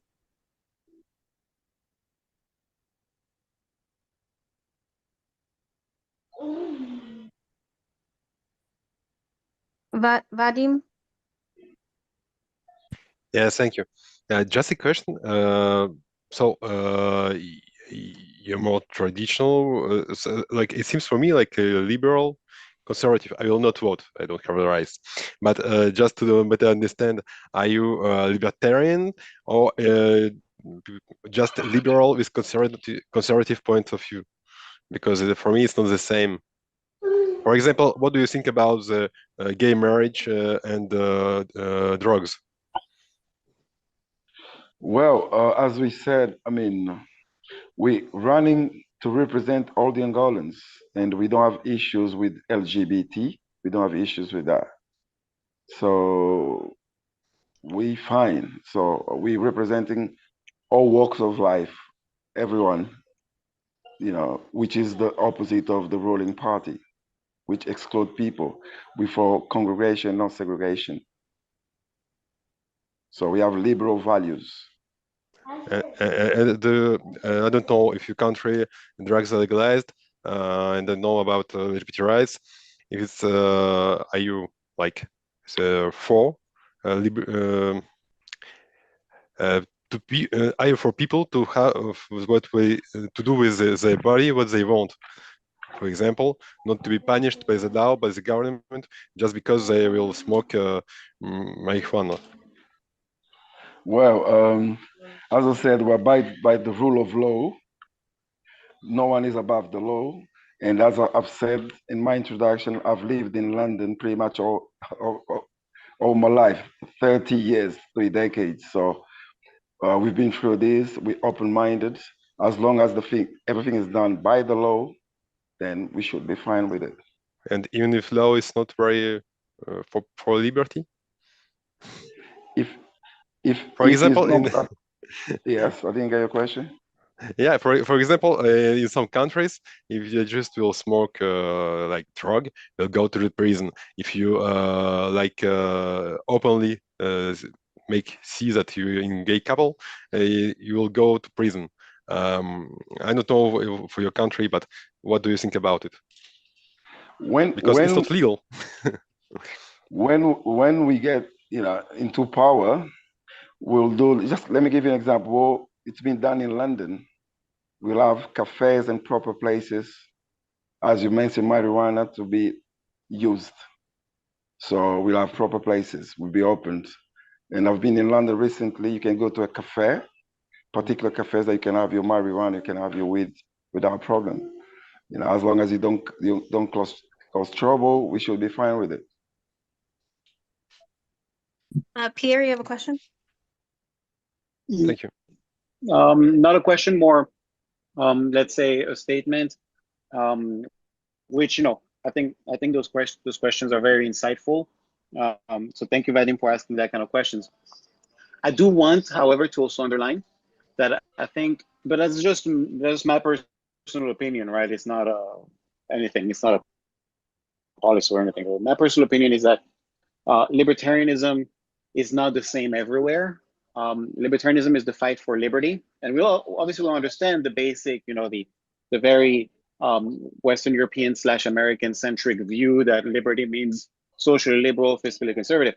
But in countries that have dealt with 5 decades of bloody communist dictatorship, like Angola did, where even Cuba invaded Angola not too long ago, and which is still a hot spot in some parts of the country and things like that. I think it's always important to remember the perspective that sometimes liberty means fighting against a communist regime, and then the rest is, I don't want to sound too controversial, but the rest is kind of secondary. And it's kind of to go back to what Tina Tin from Georgia was saying, that you have some countries when they're dealing with deep authoritarian crises, some of the cultural issues and things like that become more secondary.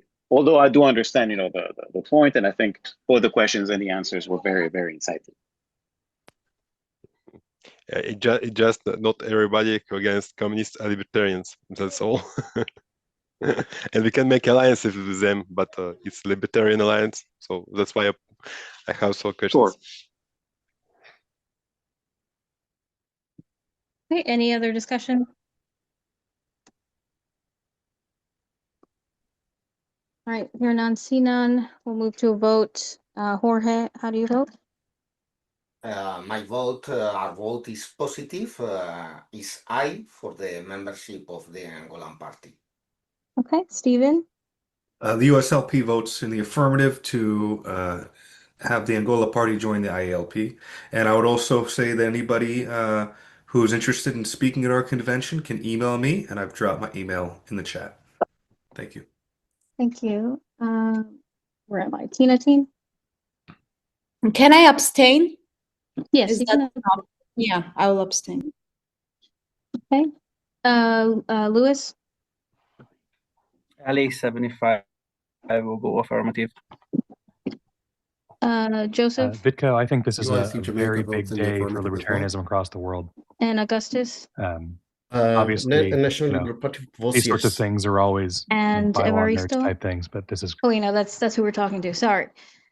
I'm looking at this list too long. Okay, so that motion passes. So congratulations, Heartland, I'm and thank sorry, I you for didn't see your answering question all those 15 questions minutes and ago. giving us some insight. And as I just tried to do, you have been added to the roll call I list. think 15 minutes ago was Thank you still very Jamaican much. party though. Much appreciated. Next on the agenda is Volunteer. I just noticed that the agenda is a little off there, but right. So I believe it's the French Libertarian Party. am I looking at? I think the order got mixed up, but we can do the French Libertarian Party. Wait, I'm looking at the agenda. After Angola is a volunteer, right? Yes. Yeah, but I can wait. It's not a Okay. problem. So before you speak, would a delegate like to bring it to the floor for discussion? This is for the French Libertarian Party? I'm sorry, it's for volunteer. That's what's next on the agenda.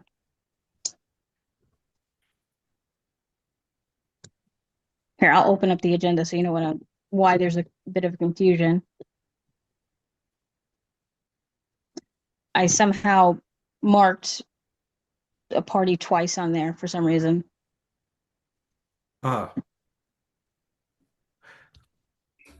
Chechia. Okay. The USLP shall make such a motion. Second.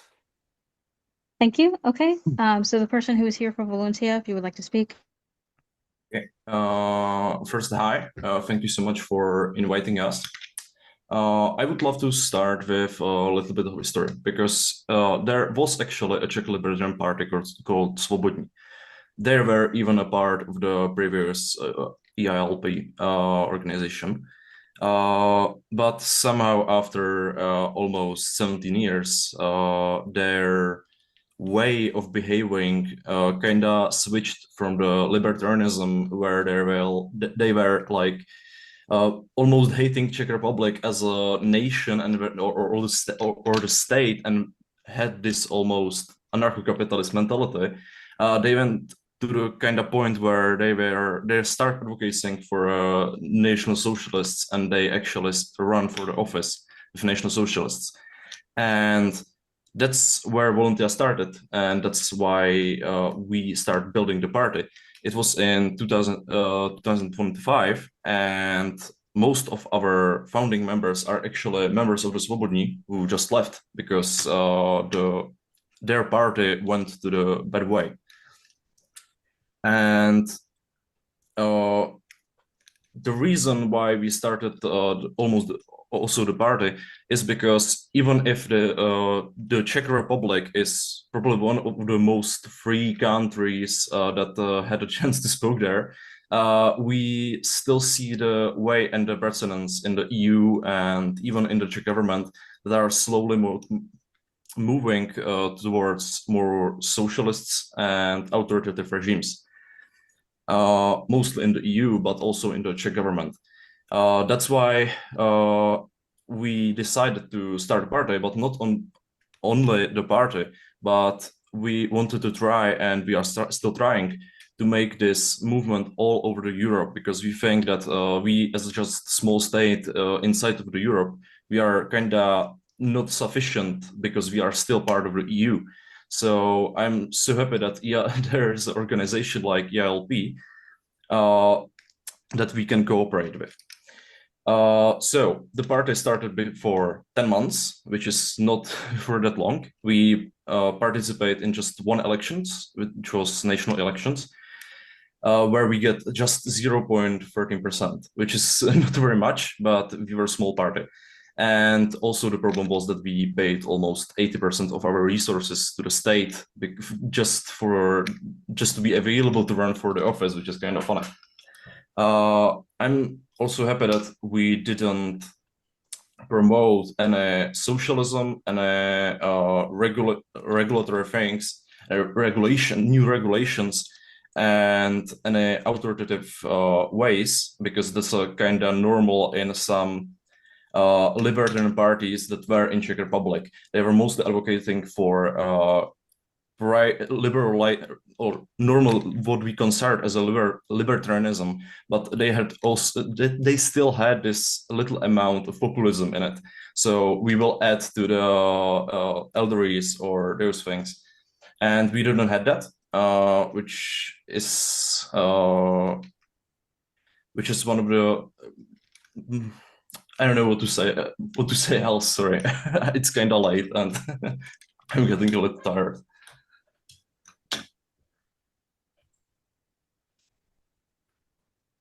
Hey, does anybody have any questions? I had a question. I'm just curious. So my understanding is the Valencia Party is former members, perhaps, of the Svobodní Party. Is it the case, or separate? No, most of the founding members, which was just like 5 people, and I think 4 of them were from Svobodní, but there's also from the new members, most of the members were never members of any party. It was either anarcho-capitalists or classic liberals that didn't want to have anything together with Svobodní because they were on this path to national socialism for like past 10 years. Understood. Okay. Pierre? Yes, so just to explain something about Svobodní, that party, which is a very active and it's a really important party in the Czech Republic, However, they are not a member anymore. Actually, it's questionable if they ever were officially a member, because they were a member under the previous constitution, which back then required every party to be paying an ounce of gold every year for membership. And because they, like many others, were not doing that, therefore, were they ever actually members is a questionable thing. The only place where we know that they were supposedly members is in a couple of, well, actually, no, they were not even chat groups. It was just there was a Wikipedia page where they were listed as a member, but there's no legal record that they were ever officially members. And also, one more thing, having one party from the Czech Republic doesn't mean, and this is not a commentary on Slobodny, either for or against, or same with Voluntia, but having a party from one country does not preclude another party from the same country to be a member as well. There's no limit of how many parties from a given country can join the alliance. Thank you. Tina Teen? Hi, I would have a small question, actually two questions. What is your party's position on Russia generally and the European security? And plus, what do you think about Ukraine and generally supporting your allies, especially with defensive aid? What are your stance on that? Thank you. Yeah, basically we are highly anti-Russian party, as it is obvious, but we actually, the only thing where we were answering yes for increasing the government money or where the government money should go was army. And that's because we feel the Russian threat from the east. And we were also saying that basically, and also with this, we were saying that we should support Ukraine even more. There are so much people who are saying we should not support Ukraine. We were saying that this is the basically part of our nation's sovereignty, also as the Ukraine. Ukraine is obviously more under threat right now, but we don't want Russia to open this gate into Europe.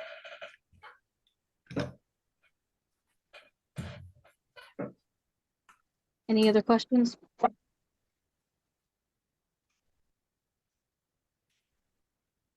Sorry, those are my dogs in the background. All right, so I hear Encino questions raised hands, so we'll move to a vote to admit Voluntia as a full member. Jorge, how do you vote? I vote aye. I vote affirmative for Volunteer membership. Stephen? The USLP votes in the affirmative to have Valencia join the IALP. Tina Teen? Positive. Louis? LA 75 votes affirmative. Joseph? USC Jamaica votes in the affirmative as well. And Augustus? I vote yes. Evaristo?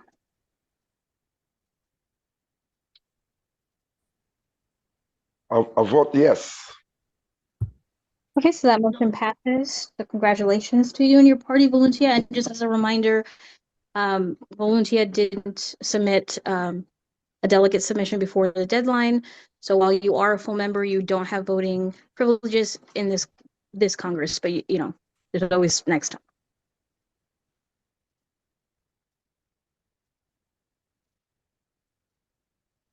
Next business in order is the French Libertarian Party. If a delegate would like to move that to the floor. Again. So before you speak, let's just move it to the floor first. So moved. I second. Thank you. Okay, now you can go. Thank you very much. So I'm Vadim Asadov. I'm the president of French Libertarian Party. French Libertarian Party was previously a founding member of IALP, but for some misunderstanding, bureaucracy misunderstanding, we choose to apply again.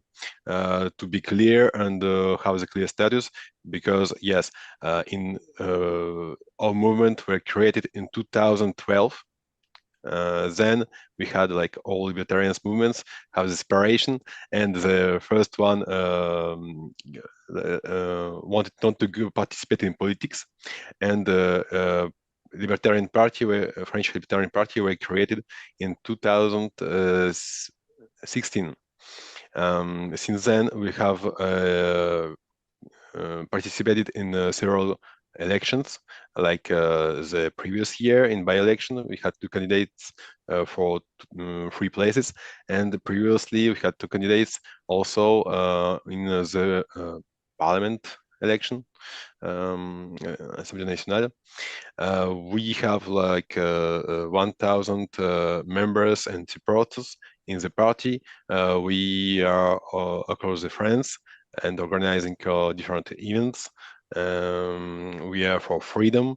Like actually, this party were created because in France there's any party who is fighting for the freedom, for social freedom, and for economical freedom.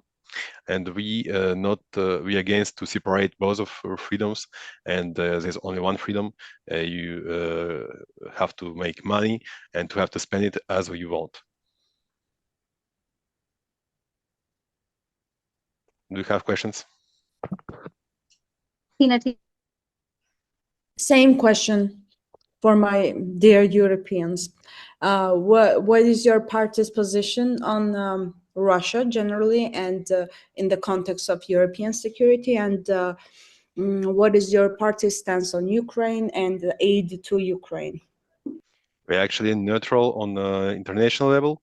We are not against Russia, because Russia is just a country. We are against Putin and what Putin did. I myself was born in Russia and came in France when I was really young, like a child. But we supported Russian libertarians when they were oppressed there, and the Russians who were fighting against Putin in Russia. And so we are against Putin. We go to the manifestation for Ukraine freedom several times, and we'll go again if it needs. And for the security, we think that if it should be a state, it should assure the security of the nation, but we don't want to go to Ukraine to fight, like go there send the army, in the French army in Ukraine, but everybody in France who can want to help Ukraine should be able to help them. Sorry, so no government aids, no taxpayers aids. Of course not. If taxpayers want to pay, he can pay it by himself. Okay, thank you. any other questions?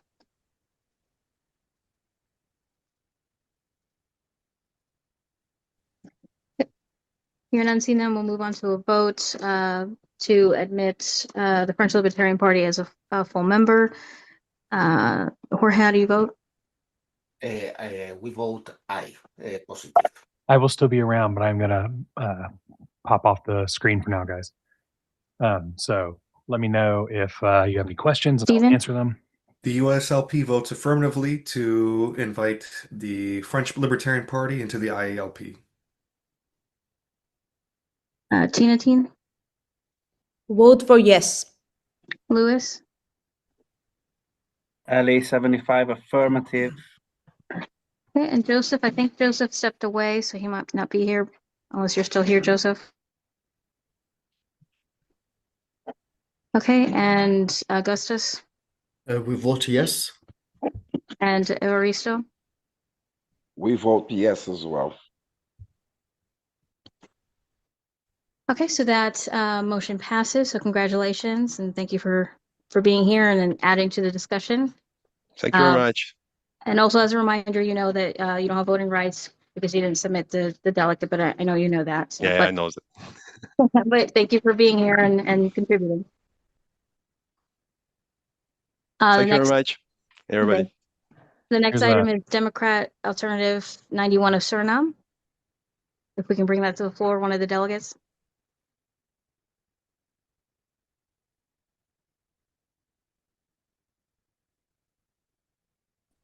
Actually, let me share my screen so you know where we're at.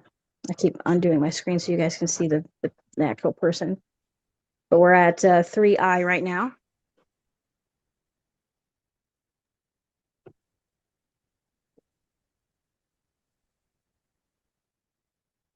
Does the delegate go ahead? USLP shall make a motion to admit the Democratic Alternative 91 of surname into the IALP. Second.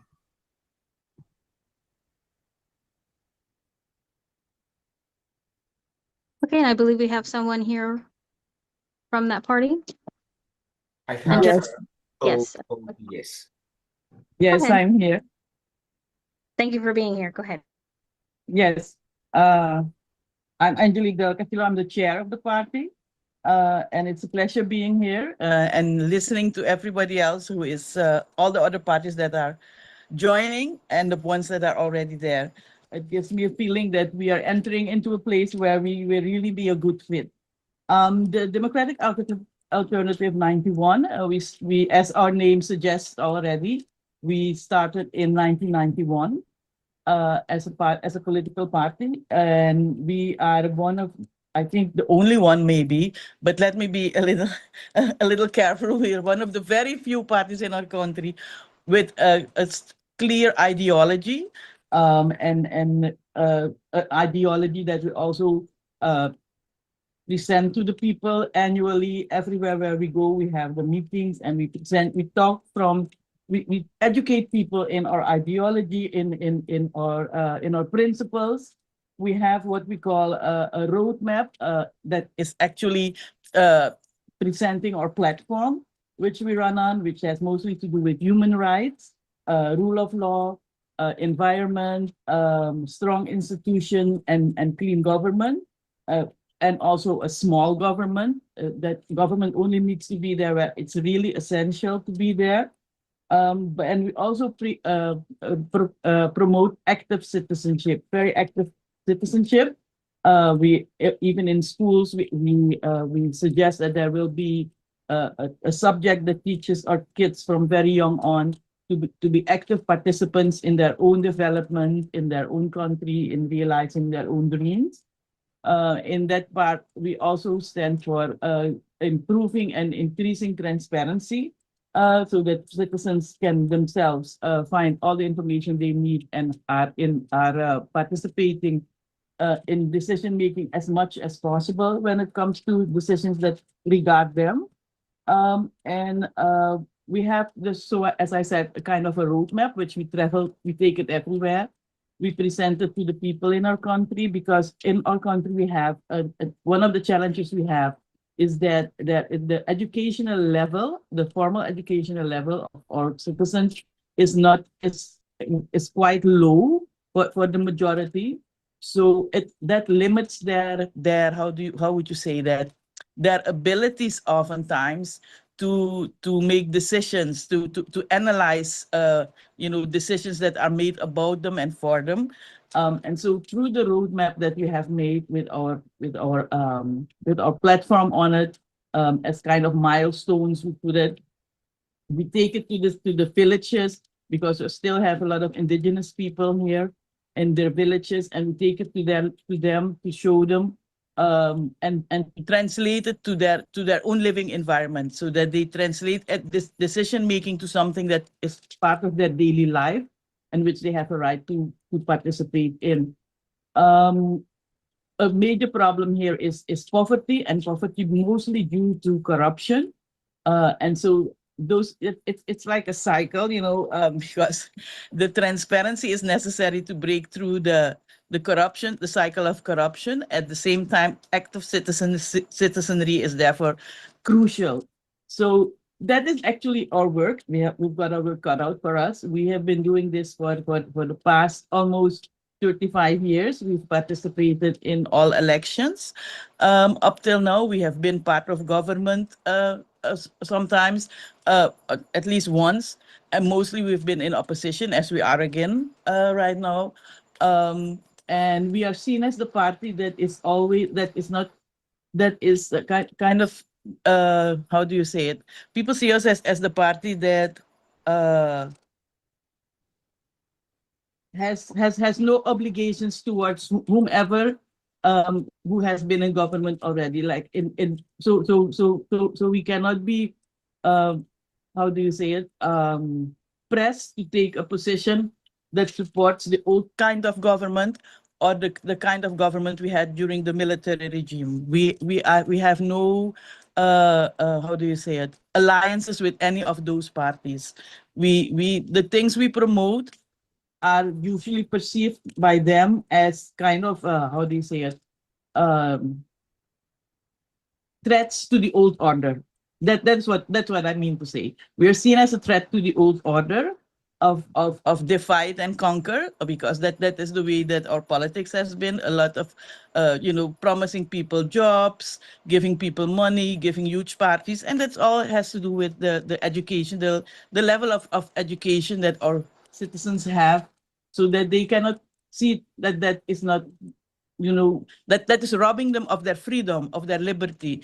So when we talk about freedom here and liberty, because that's the word we need to use with the libertarians, of course, is then when we talk about it with the people, we have to convince them that they have a right to be free, that they can be free, and and we have to show them what the road is to gain their own freedom, and that it goes through access to education and demanding the rights, that the things they have a right to.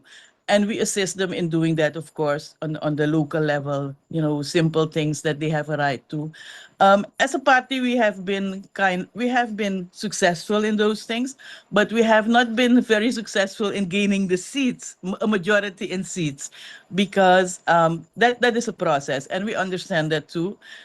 People have to get out of that there's a lot of fear, and for the unknown. And the way we look at things is often perceived as a little bit new, even though we're here 35 years already, but it's seen as new and different than what people are used to. And so it takes a little while, especially with the many areas in our country where people, as villages and so on, where people are still in the very, very beginnings of development. But for us, it's an ongoing project. For me as a chair, we are now in the process of getting more and more young people in the party to be prepared to continue this work, even if it takes another 35 years. Thank you so much. Are there any questions?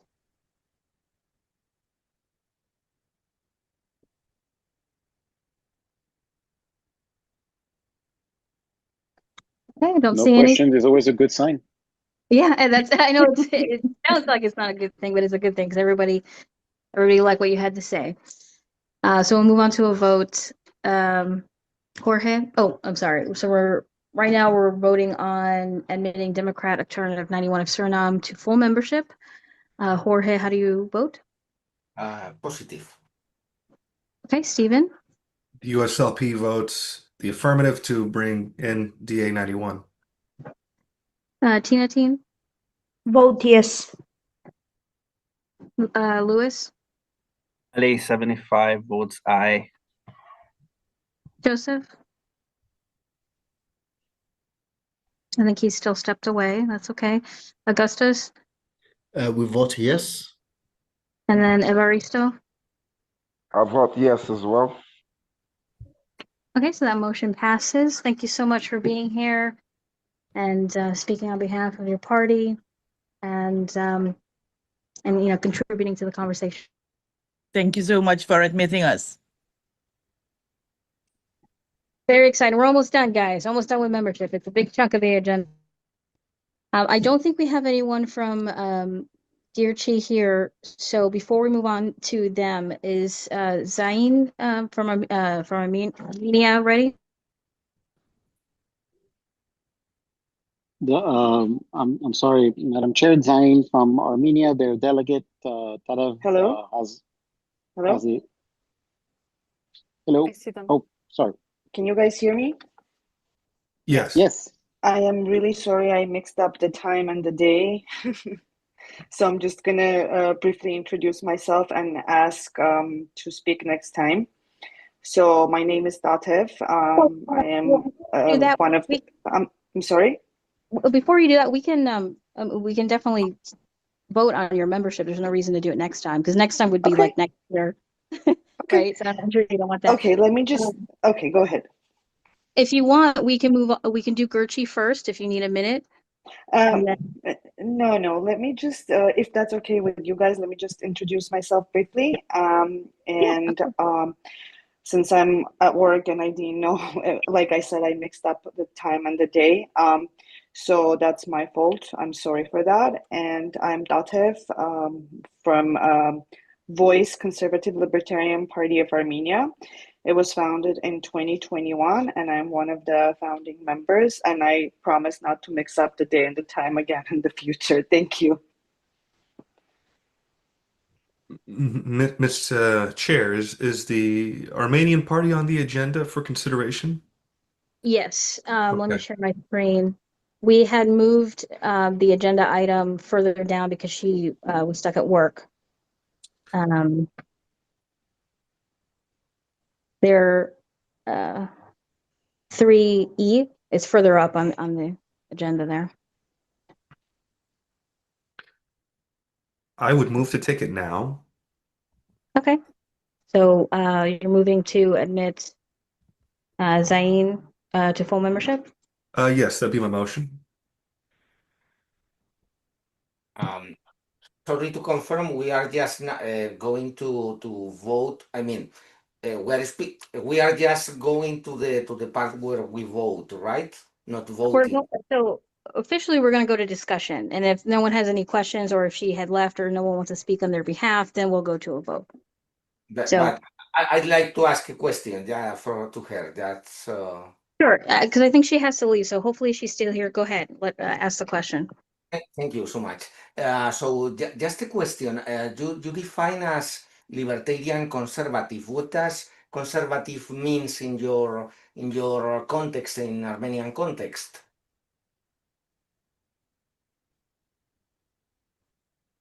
I'm sorry. In our context, it means we are for values, traditions, family, language, identity. Mm-hmm. So if an Armenian person disagrees or has a different point of view, but do not disturb other people, what do you think about this person? I'm sorry, I did not hear your questions. Can you repeat that?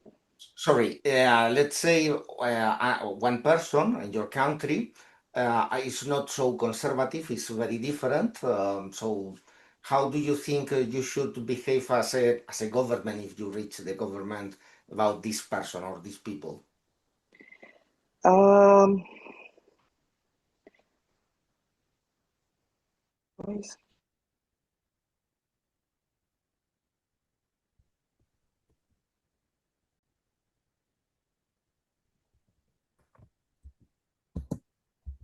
Did we lose her? Did she log off? Yvonne, you had a question? I really can easy this question because Tatev, do you think the government should restrict LGBT or marijuana or something like this rights? Because I think the most problem for conservative in libertarian question is just government restriction. That's all. Yeah. Madam Chair, can I say something? Yes, Hello? Oh, do you guys hear me? sorry. Hello? Yes, now we do.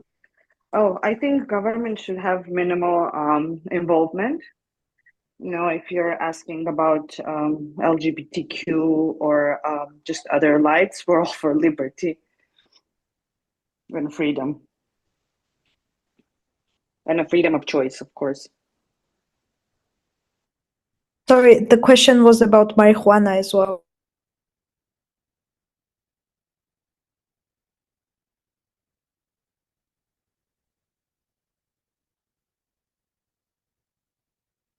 Pierre, you had your Yeah. I feel really bad about the little miscommunication that happened with Zain. I added when we had an interview with the party chair, who is someone else. Tatev is a delegate, but the chair is someone else. They had explained, take my statement as at face value. You can choose to believe it or not, but that was what the chair of the party had said. That they believe the Armenian society is quite conservative, as are many former Soviet republics. They're very conservative. So they themselves have called their party Libertarian Conservative. They believe in individual rights. They believe in economic freedoms, but they also promote traditional national values.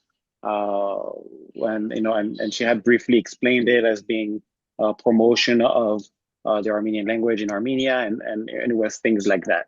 There was no indication that they were, an integralist, radical right-wing party. It was just a libertarian party with a bit of a right lean. Now, however, I also understand that it's a bit uncomfortable to vote for a party that we can't fully, address their delegate to. So I would encourage to, unless you're prepared to admit them right away from this brief exchange, I think it's always. I would recall that everyone has a right to abstain from voting. Thank you.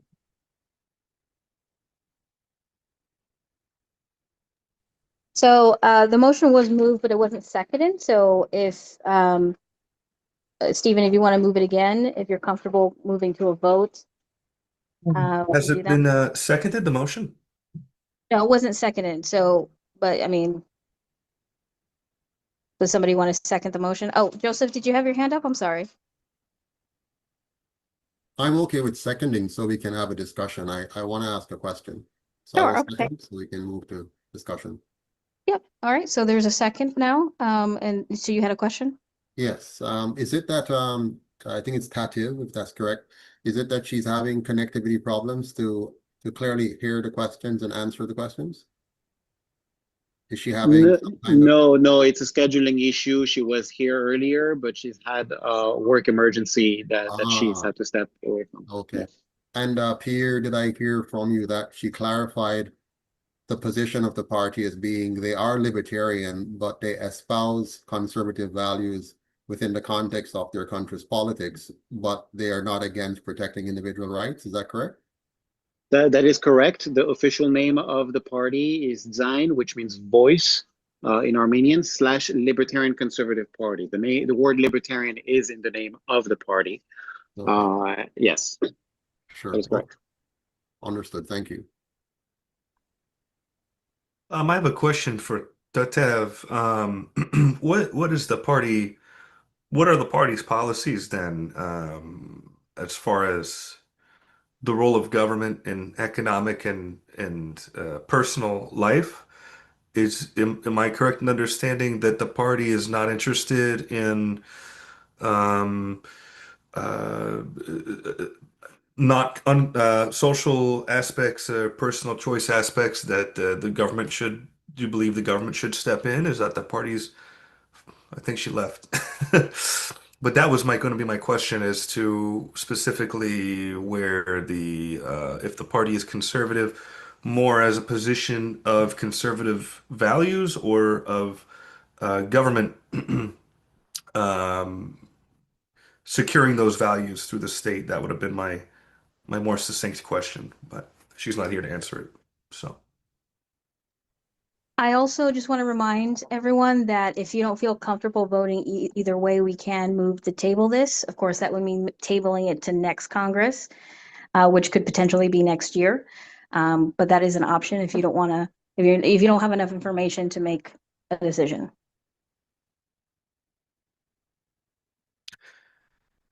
If there's no objection from my colleagues who may want to vote, I would make such a motion to table indefinitely.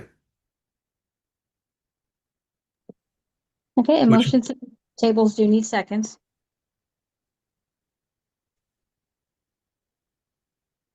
So if you want to table the motion, somebody would need to second it. I second. Okay, so we're going to vote, but this is a vote to table the motion. We're not voting on admitting them. This is just a table the motion to the next Congress. If that were clear. So Jorge, how do you vote? I mean, to the membership, you mean of No, the this would be table. to go to to move to the next Congress. Okay, Right. I second. Or you vote yes. Okay. Stephen? The USLP votes aye. Tina Teen? Yes. Lewis? LA 75 votes aye. Joseph? Abstain. Augustus? I think he put in a chat that he left, and that's fine. And then Evaristo? Abstain. Okay, just 1 second.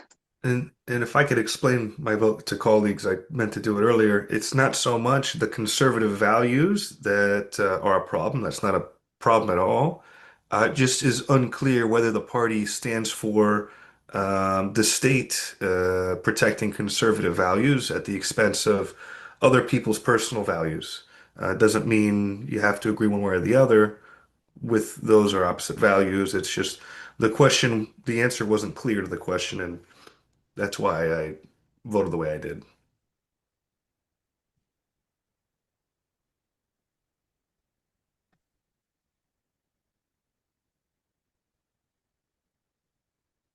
I just need 1 second.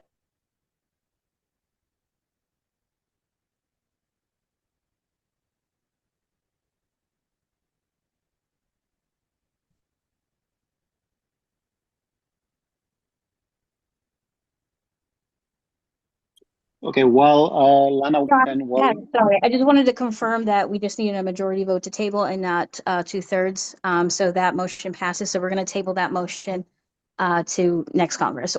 Hopefully it's not next year. Hopefully we have another Congress before then. So that's the result of that. Pierre, did you have something? Oh, well, I wanted to talk. No, sorry, go ahead.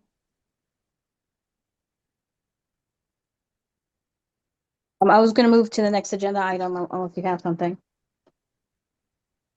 No. Okay, so the last one is Gurchi of Georgia, not to be confused by Gurchi More Freedom. We don't believe we have someone here to speak on their behalf, but I do think it's important to have the discussion anyway. So if a delegate would like to move to bring it to the floor.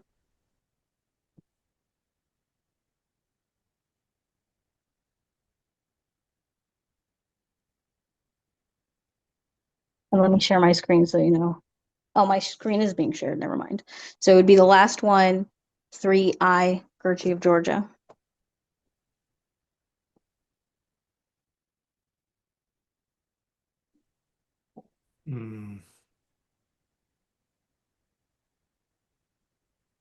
Okay, if if the assembly doesn't want to bring it to the floor, then so be it. So, Pierre, did you have something? No. But well, actually, now since we're moving forward, is there any way that we could move forward to amendments to the Constitution instead of the committees and working bodies? I don't know what the procedure would be. It's getting late for some parts of the world, and I want to make sure that we get through all of the voting things done before. Yeah. Does anyone have any objection to amending that the agenda to remove committees and working bodies, which there was no voting involved in that. It was just kind of a discussion, but it is getting kind of late. And then we'll move to the amendments. Any objection?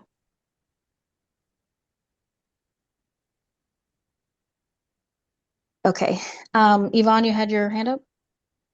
Yeah, I have a question. You have you have 3K other member business, and if it's possible, I wanna, because the French Libertarian party give me this voice, I wanna to address to you as a libertarian from the Russia, yeah, and if it's possible, because you know what we have very difficult situation. I'm right now in Poland. I'm the refugees in Poland because of all of this situation. We have the movement Polnica. It's the movement with Belarusian, Ukrainian, and Russian citizenship who run away from dictatorship and so on. I was the vice president of the Libertarian Party of Russia before Putin do his business and try to arrest me. After this, we leave the Russia, like the high chief of Libertarian Party, because we don't want to have that our members will have problem. We have 1,000 members in Russia.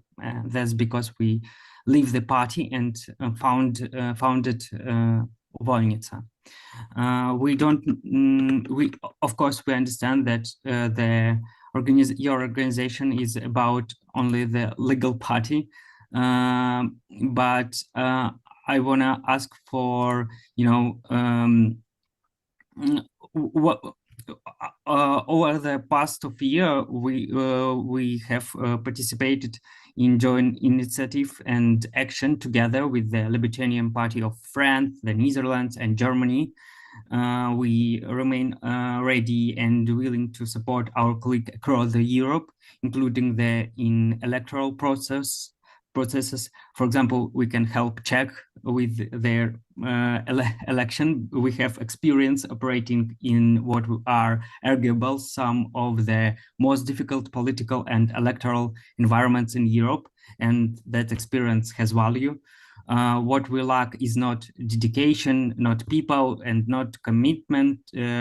What we lack is access to share communication, infrastructure, and platform that would allow Eastern European libertarian to finally break out of isolation and coordinate effectively with European and American, of course, partner, of course, world partner, African as so. We are not asking for symbolic recognition. We're asking for integration, cooperation, and so on.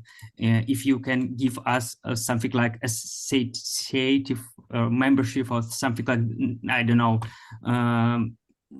something like this, it will be perfect because, we fighting for libertarian, really libertarian freedom, like NAP, like non-aggression pact, like anarcho-capitalism, like against internet censorship in Russia, in meetings, in rally, yeah, and we do so much, and after all, it's like we are in isolation, yeah, and that's because I'm addressed to you to like not ignoring our presence in this world, yeah. Thank you so much. If you have any questions. I don't have a question. I just want to tell you that on behalf of Gear Timor Freedom, we're willing to cooperate with you. We've known some libertarians in Georgia who fled to Georgia, and we cooperate with them in Georgia. We also know the party Yablogo, and they're more liberals than libertarians, but we've been cooperating with them as well since they're in Russia as for now. But we're willing to cooperate anything you would like, and we can talk later about everything. Thank you. I would like to join. Basically, I have the same point. If there's any way to cooperate, then we would be happy to. Yeah, actually, I want to ask you for contacts because after this call, because because we have Telegram or something. I literally just have a message prepared there that I want to say after you stop speaking. If you can give me a contact for you. So if you can send me some contact in chat, it would be great.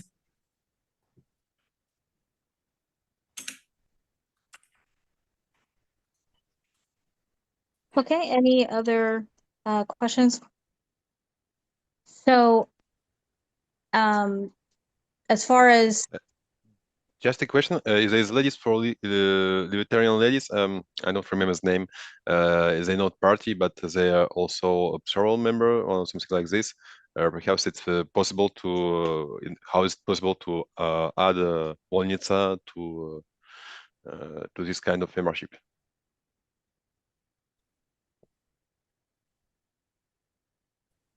here? Yeah, it's a really simple process. Vadim, if you want, I can give you a call in a couple of days after this is over.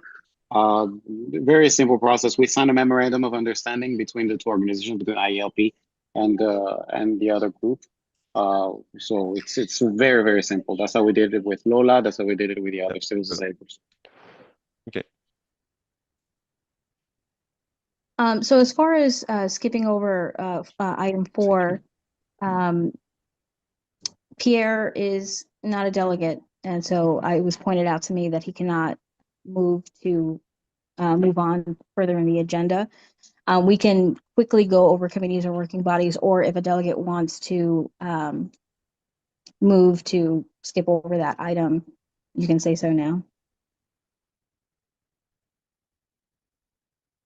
I move to take up amendments to Constitution on the agenda next. Is there any objection to this? Just doing unanimous consent instead of voting, because I know you guys are getting tired.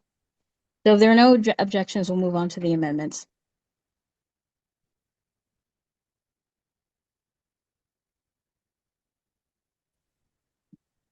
So you all should have gotten this document in the Google Drive to be able, Pierre. Yes. Yes. Can I speak on behalf of these on behalf of the executive committee for these amendments? Yes, go ahead. So how would you like this, one by one? If you want to, we'll go one by one explaining, I guess your Okay, rationale. first, I guess first you want the general explanation of what this is. The Constitution of the IALP is the supreme governing document of the organization. It can only be amended during Congress. The executive committee is proposing that the General Assembly today changes a few little things about the nature of the Constitution. Most of them are small changes. A few of them are more consequential. So I would be introducing each one, and you guys will be voting on them. I would be doing the introduction on behalf of the executive committee, which is the body that's introducing these amendments. Okay, so if everyone can see my screen, I should have the first amendment here up. I don't know, Pierre, if you want to go through each one. Go ahead. Yes, so the first amendment removes okay, so the current constitution requires Congress to be held once every 2 years. This would require Congress to be held once every year. It also states that it is the Congress's responsibility to declare the alliance's values and manifestos. So the biggest change here is we move from 2-year Congresses to 1-year Congress. I'm sorry, do you want to vote on each one, or do you want to go through the whole process? How would you like this? Yeah, because there's a few here, so if someone objects to one of them, but then not the other, so I think we should do each one. Okay. Okay, does the delegate want to move to adopt the amendment to Article 3, Paragraph 1?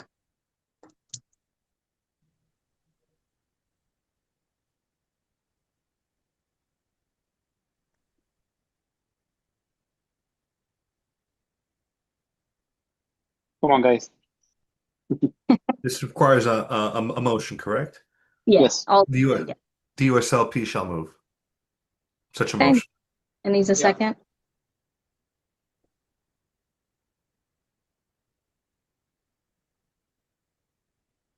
Spain's been our seconder. Is Spain here? Yes, we second. Sorry, I didn't speak. I know procedure is exhausting and it gets tedious, but it's got to be there. Madam Chair, I'm sorry, I can make a quick note. I just want to yeah. make sure everyone knows, everyone who's currently has been admitted as a delegate knows that they can move and second as well. It doesn't just have to be the US and Spanish delegates, as wonderful as they are. If you've been admitted as a delegate, as a member party, they're welcome to do so. Any discussion on this now that it's on the floor? I think it's pretty straightforward.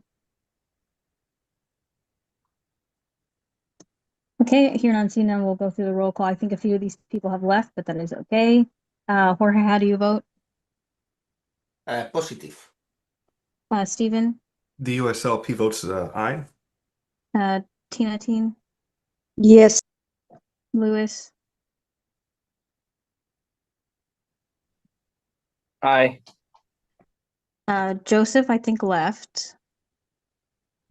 Augustus, I think you might have left too. And then Evaristo? Yes. Okay, so that motion passes.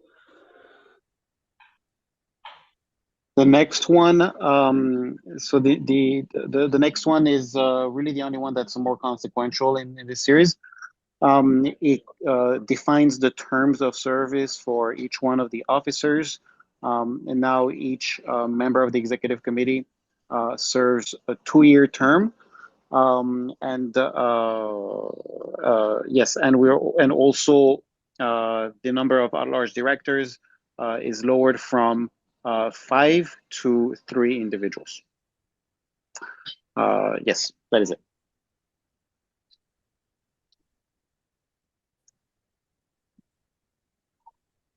Does the delegate want to move it to the floor? I'm just reading now. Yeah, take your time.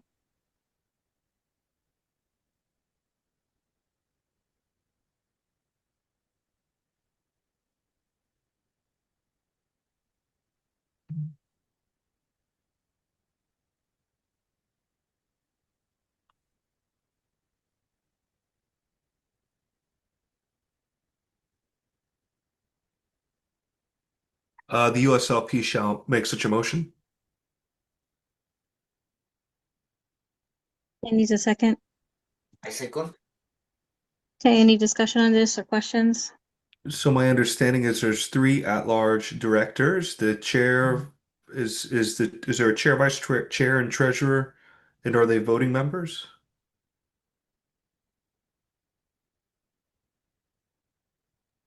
And secretary? So this doesn't change. The members of the executive committee are still the same. Everybody's a voting member inside the executive committee. The only thing that changes is that now we define their terms as being 2 years. Gotcha. I read the text of the amendment a bit quick today, and I don't know if I misunderstood something, but I understood that from now on, if the amendment is approved, the regional vice chairs will be elected, but all full members, not only the members of the region, or am I mistaken?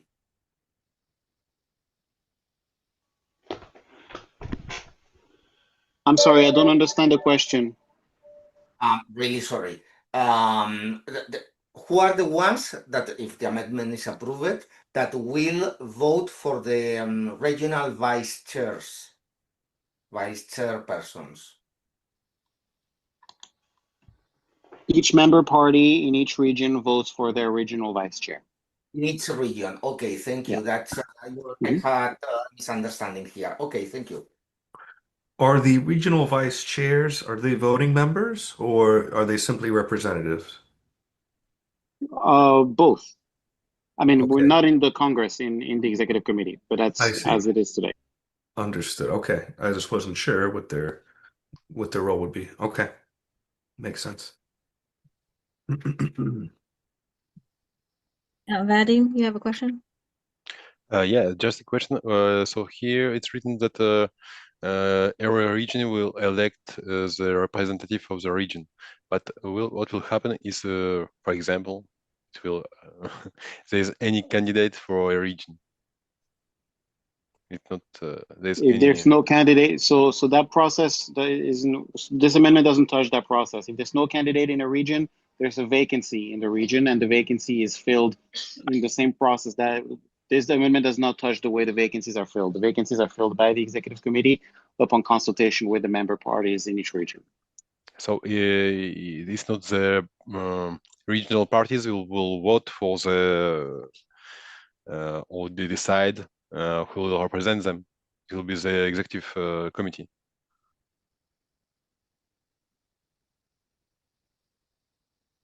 The regional vice chairs are all members of the executive committee, and they're elected by the political parties that are members of the IALP within each region.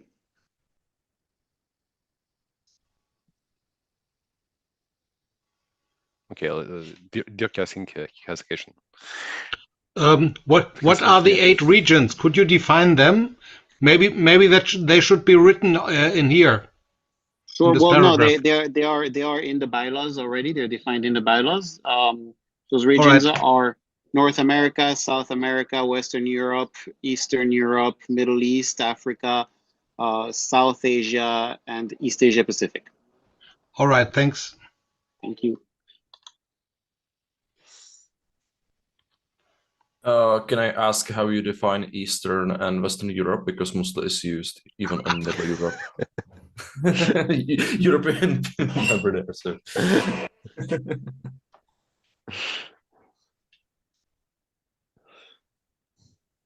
You know, I'm just asking where is the border?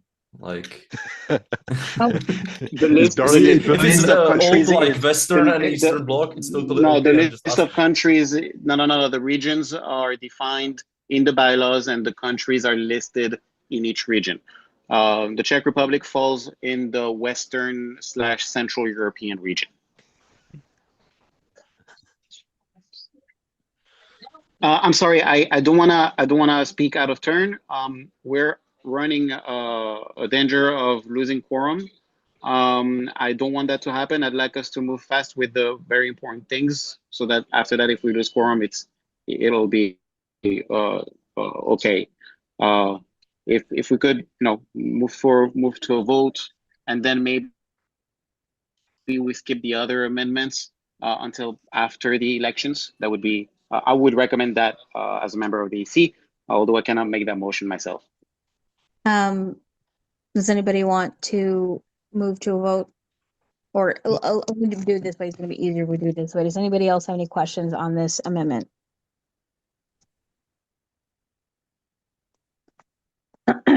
Okay, so we'll move to a vote on amending Article 3, Paragraph 4 of the Constitution. So Jorge, how do you vote?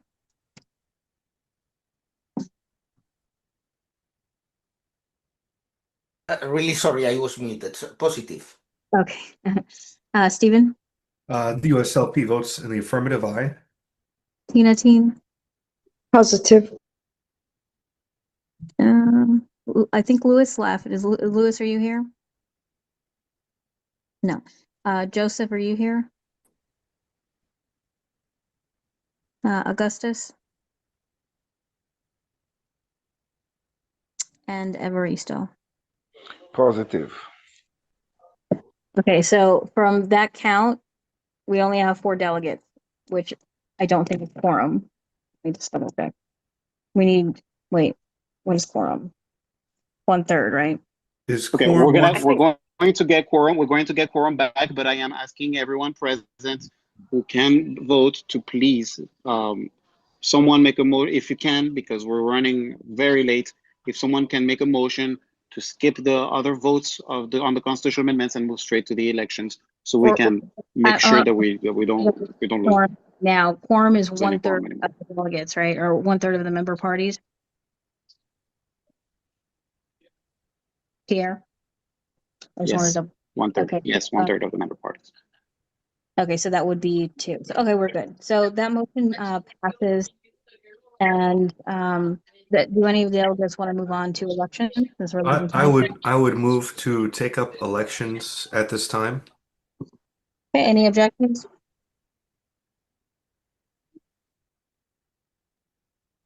Okay, so we'll move down. Oh, not down.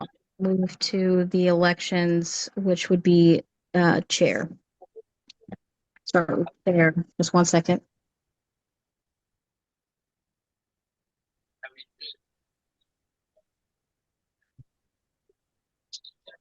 Lana, we lost you. She said 1 second. Yeah, I just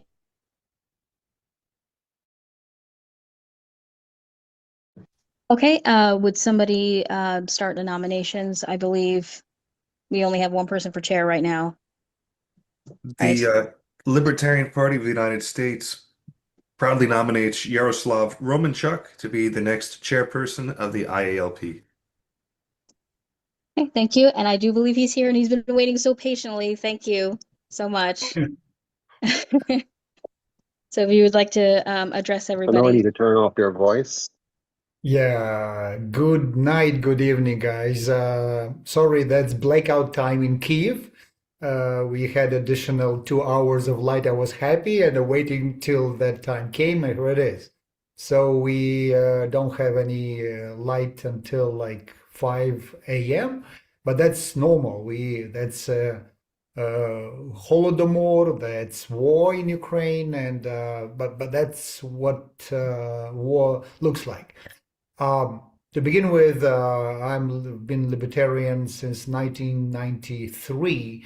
So I had the pleasure of meeting John Hospers. I had the pleasure of meeting people who worked with Ayn Rand, met many outstanding libertarians, Austrians, free market people all over the world. And I worked in the parliament in Free Belarus 1995 before it turned authoritarian, then totalitarian. So I fully understand and support our Georgian friends. And I remember in 2004 and 5 when the Saakashvili and Kakhabunakidze started reforms. Essentially, I helped them with that, and I urged them to be very careful with the Russian factor. So there were too high in the agenda of reforms, and essentially what happened in 2008 definitely was not given very good evaluation from European friends. If we had had a different opinion on Georgia 2008, probably Russia wouldn't have had that much aggressive 2014 and 2022. So right now, that's a factor. Well, essentially, even before that, if the European Union, the Central European countries had been more aggressive towards Lukashenko, who turned dictator first before Putin made a dictator, then also would be very, very appreciative. I worked in the parliament when the parliament was dispersed by Lukashenko with the help of Russia. So Russia became this aggressive imperial position in the second half of the 1990s. And then it was even worse and worse. But I was vice chairman of the classical liberal party in Belarus for 11 years, where we worked with Margaret Thatcher, Conservative Party of Great Britain, Helmut Kohl that time, Václav Klaus from Czech Republic before he turned into a very bad guy, Leszek Balcerowicz from Poland, very many outstanding politicians, you know. I became president of a scientific research Mises Center in 2002, and I've chaired this think tank for about 20 years. In 2021, I was about to face 15 to a 20-year prison term for terrorism in Belarus and managed to magically escape. My colleagues were not that fortunate. My friend who worked with me now is spending like his 20-year sentence in Belarusian prison. So I've had this record of fighting for human rights and for libertarian agenda in a very hostile, authoritarian, very Soviet-style environment, which many people, even in Central Europe, do not quite appreciate because, you know, they don't quite understand how it is possible in the 21st century to have such a situation. Essentially, when my Georgian friends describe the situation right now, I say that this is like Belarus 1996. That's why it's very extremely important to concentrate our efforts on fighting for freedom in the situations in the countries where the situation is not that like it is cemented in Russia. I know pretty much everybody in Russia who was libertarian, who is libertarian, or who pretends to be libertarian. So in fact, very many of them are unfortunately supporters of empire. And for us in Ukraine and Belarus and in other countries, Moldova, it's absolutely unacceptable. Because you can state very good libertarian things, but when it comes to stating your position on the war, or earlier to that about Lukashenko dictators, well, of course, it's a different position. So it's fundamental issue how to treat evil and good. So it's fundamentals. Before we turn to different aspects, much narrower and more subtle. So I've got experience in politics, in think tank activities. I authored 14 books. One of my books was authored with David Bergland called Libertarianism Simple, Accessible. It was published in the Russian language in 2009. Two of my books were awarded Grand Prix by Atlas Network. One of them was In Search of Economic Miracle. Right now in Ukraine, I am president of International Liberty Institute, and we, as I was very enthusiastic about the thing that our African colleagues said, because what I do is always package libertarian ideas into something that would make development differently, welfare differently, economic growth differently. Because I've been fighting with welfare states since the middle of the 1990s, because when we were exposed to free market and liberty, as it were, by people like Jeffrey Sachs, by World Bank, by UN, that definitely discredited liberal ideas more than it supported them.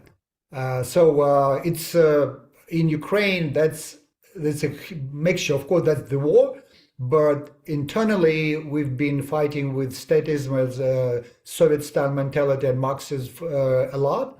And probably like in Monday, on Tuesday, I would send you the English version of the latest index that we presented today, which is called, again, like a common denominator for all of us all over the world.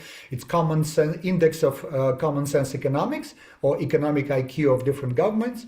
It's the rating of 144 countries, and we essentially rank how different countries stand or are ranked in terms of human freedom, economic freedom, property rights protection, innovation, entrepreneurship.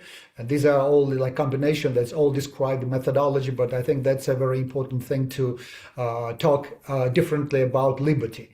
So I've got a lot of experience, and I was in all post-Soviet countries. I had lectures in Armenia, Azerbaijan, Uzbekistan, Kazakhstan, Moldova.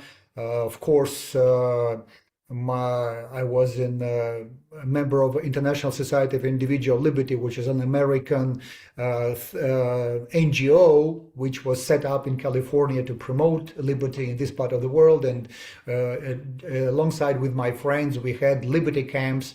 Glenn Kripe and my colleagues worldwide, Africa, Lithuania, Poland, Ukraine. That was a very good experience of how to promote ideas of liberty using both classical textbooks and modern writings. I also wrote over 7,000 articles. I publish articles on topical issues almost every day. Being in Europe and being under this urge to join European Union, I am very critical of the economic policy of European Union, of trade policy, of industrial policy, and essentially it's one of the problems when you say be like America or be like European Union. Like in America right now, the tariff war, or like this kind of Trump policy vis-a-vis property rights, or industrial policy as it is promoted by Brussels. So we have to. We are in the position when, like in the 1980s, that time totalitarian system collapsed. Right now, I see that welfare model theoretically is collapsing. And unlike that period 35 years ago, we should have the libertarian ideas based on Austrian School of Economics, based on philosophy, based on self-ownership principle, which we all share, and make it publicly mainstream. We should not definitely be marginalized and do hair splitting, because that is what our enemies, ideological enemies, want. And I would like to add one more thing, which is very important. Russia, Soviet Union totalitarian system, when it collapsed, KGB and network structures did not disappear. They, in the beginning of the 1990s, thought how to discredit liberalism. They didn't know the word libertarian at that time.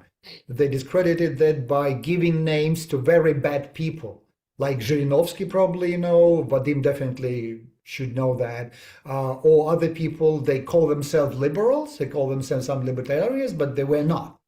Likewise, people in other countries, even Poland, Baltic states, probably Czech Republic, I don't know, Hungary, that's also very sensitive for us, because that's, calling yourself a libertarian, liberal, or like a freedom fighter is not everything. We know that Greta Thunberg and other people, they also for peace, allegedly, right? But when it comes down to basic principles understanding, then it's different. So I think that I would be very happy to contribute to libertarianism worldwide. I've been involved in the movement all my life, and I don't know whether how this war will end, but once it ends, our all intellectual capacity, our network capacity would definitely be very helpful to get Ukraine out of this post-Soviet oligarchic state as well. Because like many of you pointed out, Africans, especially our colleagues and friends in Africa, Ukraine never had value-based politics. So they call the individual parties, but never value-based. So we should help Ukraine, help the world essentially structure that based on something that people understand. When I ran for president of Belarus in 2010, I ran for parliament 3 times. I ran for president, and I was lucky to be alive because 3 members of our party, members of our political council, were murdered by Lukashenko. And so that was like experience again to practice liberty in real life. And I did that with the program 1 million new jobs, job creation, entrepreneurship, social security issues, even happiness, involvement. So these are the issues that we should really pay more attention to, because if you do polling, you define like 15, 20 basic issues, many issues that are dear to hearts of libertarians. If you want to be a value-based, meaningful, prestigious political force, definitely we should take that into account. So that's why just final word, when I've been working with CIPE, or Center for International Private Enterprise, for about 15 years. I remember we had a network Zoom connection with Venezuela, African countries, Belarus, and other countries with very limited democracy. And when Americans wanted to talk about gender issues or ecological issues or something else, we don't have freedom because we have, dictators to deal with. That was really something that we definitely should avoid, because there are definitely fundamental issues for all of us. And that number one enemy should be defined like Nazism, totalitarianism, communism on the one hand, and then, of course, practical science-based solutions to very topical issues. Because we have something that is hugely undervalued, Austrian School of Economics.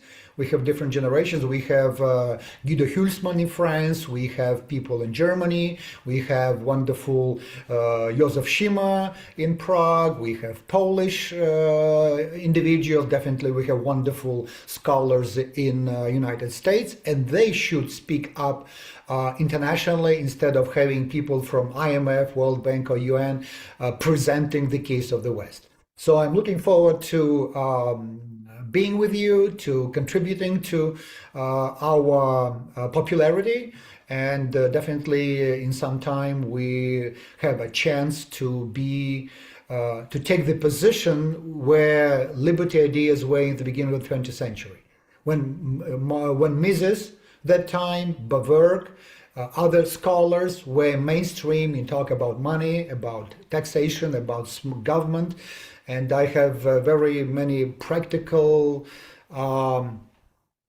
solutions to the problems of the government. As one of my books is called Government Theory and Practice of Government Failures. We should focus that instead of talking this nonsense in the economics textbooks on market failures. That's what I've been teaching students in Ukrainian universities as a visiting professor. So thank you. I would be happy to answer any questions. Thank you so much. Vadim, you have a question? Yeah, so thank you for your candidacy, especially in the context. Just a question about like a chair, you will be represent the alliance and also make sure that what we're doing the alliance as well. What will you do? Which actions do you want to make the next 2 years, and what's your ambitions for the alliance? Yeah, thank you, Vadim, for the question. I think that very important to work out the position and to react at different statuses, events, to challenge the Socialist International, the mainstream international umbrella organizations. When I was vice chairman of the party in Belarus, we were part of EPP. Then in Ukraine, we worked with Liberal International.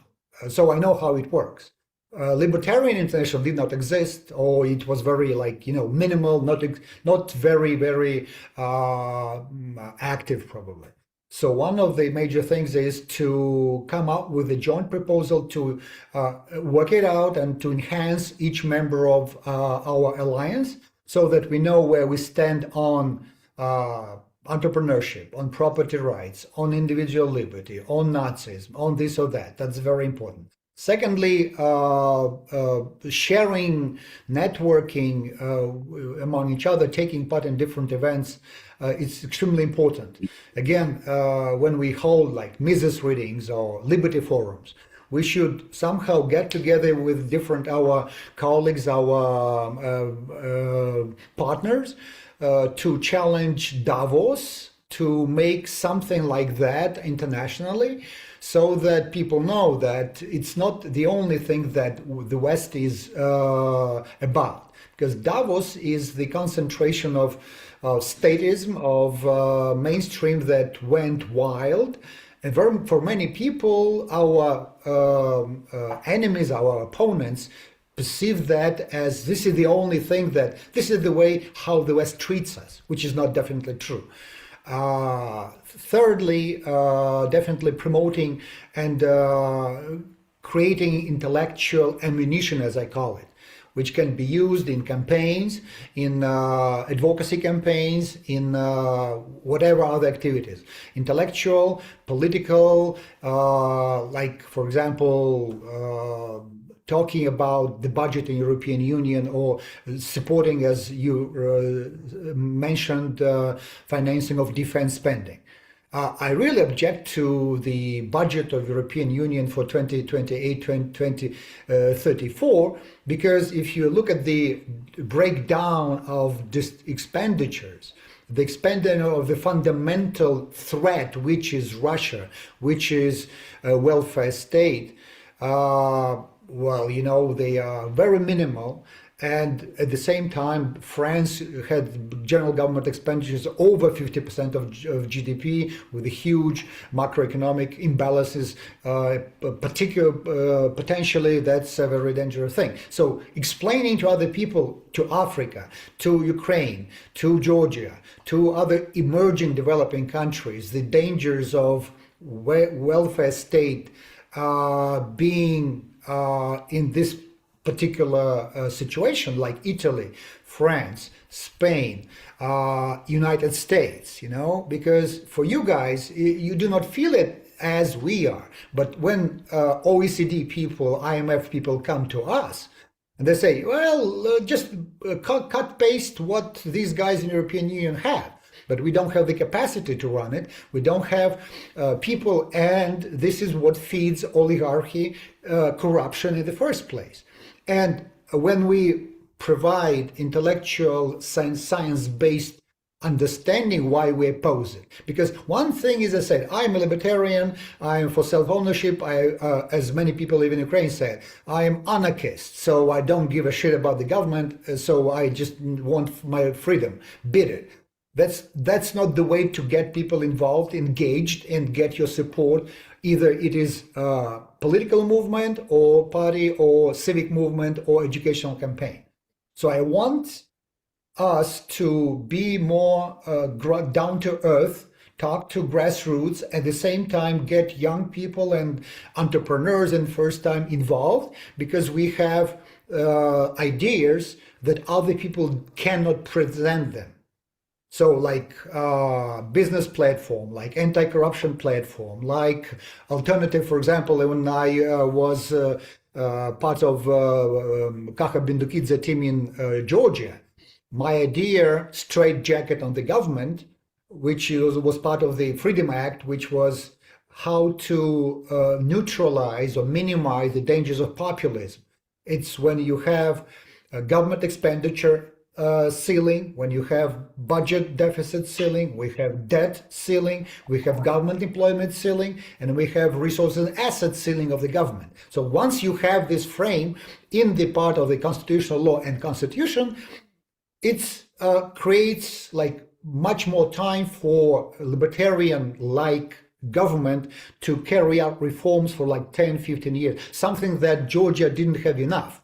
If so, we Saakashvili and Kaha Bindukidze had in Georgia for another 10 years, I'm sure Georgia would have never had this kind of Russian intrusion in the form of Ivanishvili and other people who have been running Georgia since that time.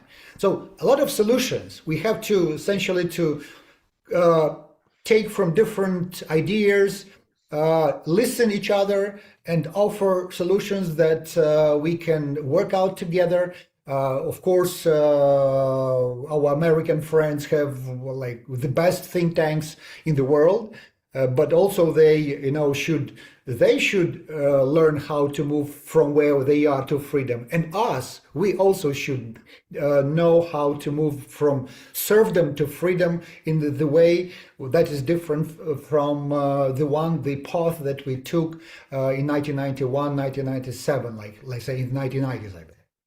Actually, my question was mostly about how, because I know before being a president, I watched those movies. Like now, I'm watching movie like Star Wars and looking how they finance the resistance.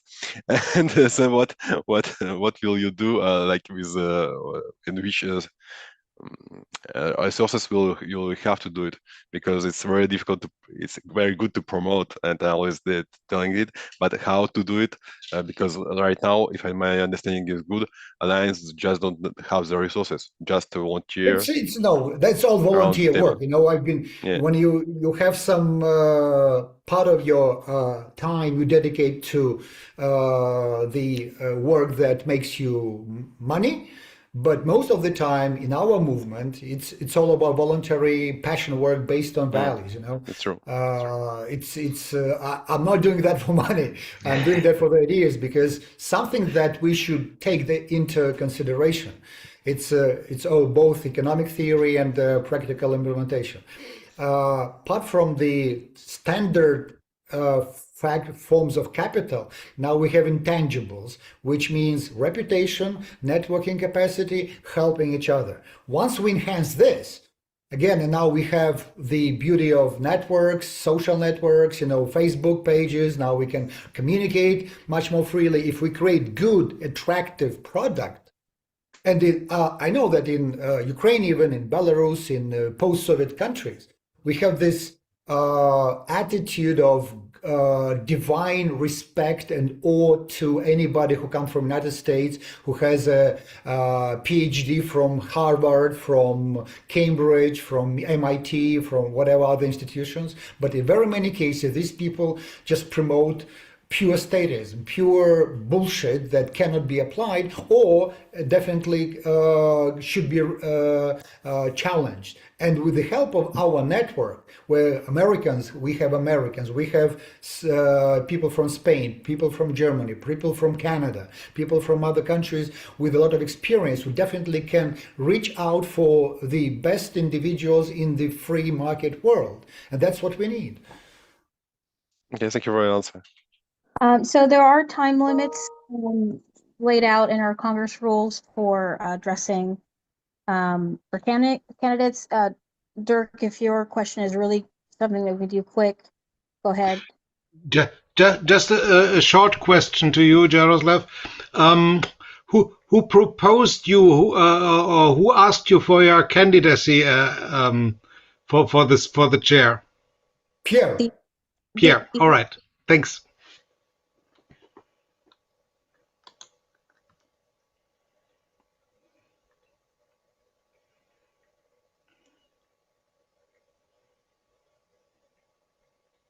That's it. Lana.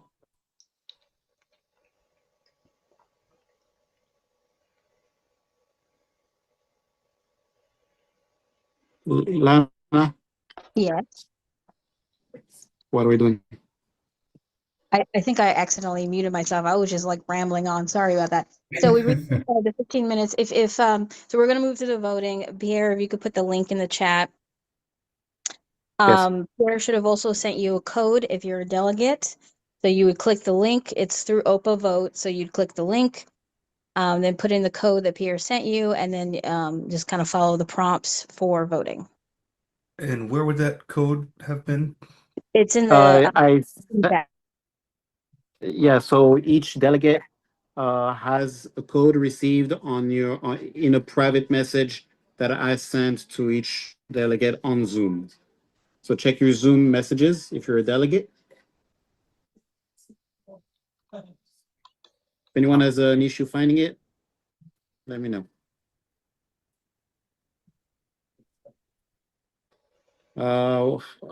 Madam Chair, how long is the voting?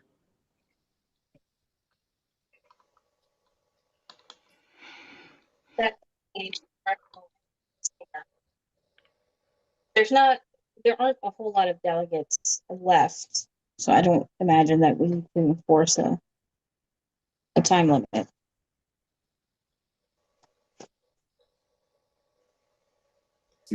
Do we know when everyone votes? Yes, I can look it up on my end. I'm logging in right now. Here, I haven't received.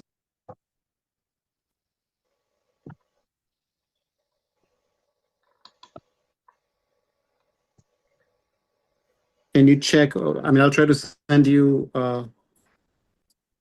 privately. Can you check the private messages between you and I in Zoom? It should show a picture of Pierre's face. And you'd click on that in the meeting chat. Yeah.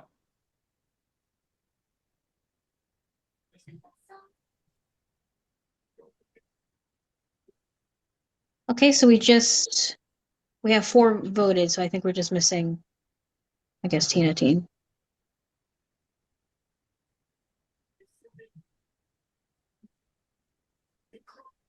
Tina also sent you yeah, Messenger, the same code.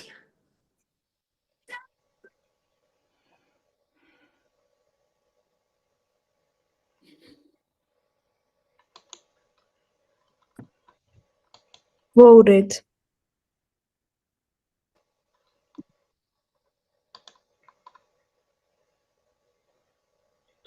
Voted.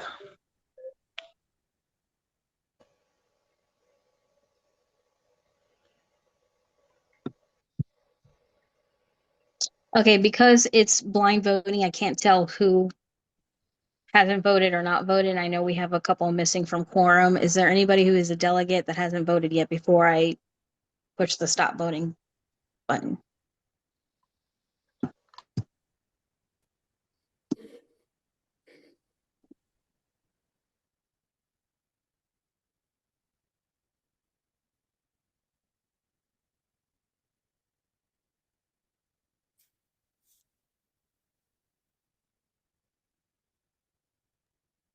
Okay, I have the results. So, and I apologize if I totally butcher your name, Yaroslav Romanchuk. Yaroslav, that's it. Right. Okay. Did win the election. Congratulations. And thank you so much for being patient. I know you were sitting there for like 3 hours as we Well, went. that's it. Congratulations, That's what and thank party you so life much. looks like, you know. It's not always talking, it's also listening. Yes. Thank you so much. And so we don't blame you if you leave after this, but you're obviously welcome to stay if you want to add to the conversation. So as of this moment, you are officially chair of the IALP.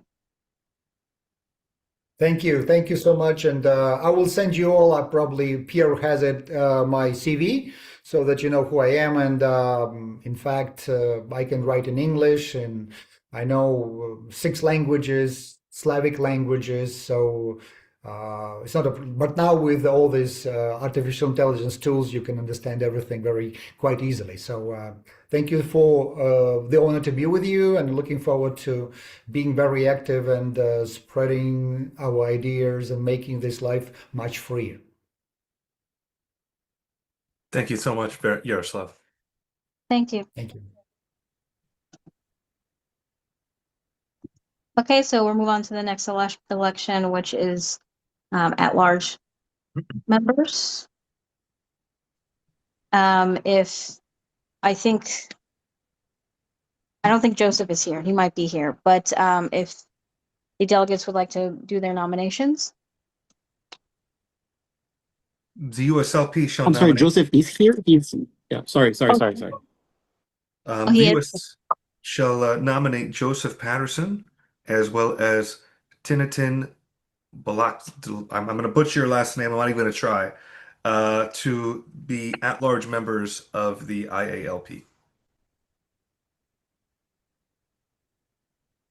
Okay, so we'll start with Joseph. If you are here, I know you had to step away, but if you are here, if you want to address everyone.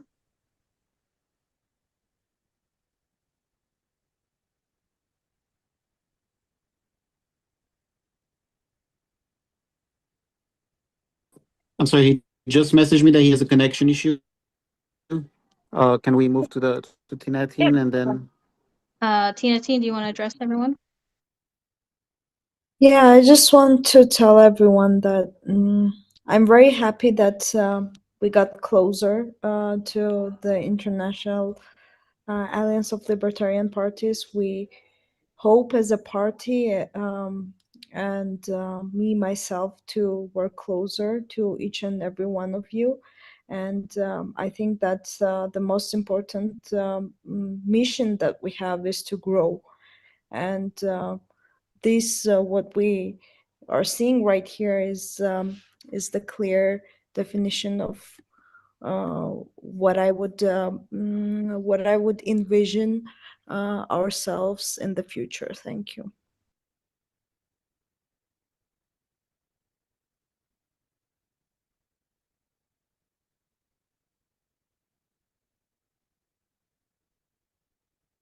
Okay, since Joseph is not able to be here, I'll just give everyone the opportunity to, if anyone wants to speak on his behalf.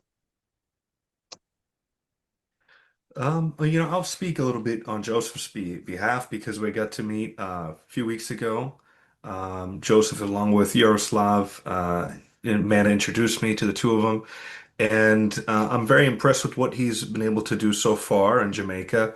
I know they were just hit by a hurricane, and as somebody in Key West, I know exactly what that's like. We get hit by the most hurricanes more than anywhere in the United States, and he was enjoying himself with his Starlink and his solar panels and batteries. But what was interesting to me is that Joseph mentioned Bastiat and Hayek and these other libertarian thinkers because I wasn't sure exactly how much him or his party were steeped in the philosophy. I knew they called themselves a libertarian party, but when we got to talking more, I was impressed by his commitment to freedom, economics, and human dignity. So that did strike me as being very on brand, being a libertarian. And so with that, I was proud to be his nominee for the at-large. And I'm not sure if he'll be here to speak for himself, but he certainly impressed me, and he'll be taking my vote for at-large. Thank you. Does anybody have any questions for either Tina Teen or Joseph?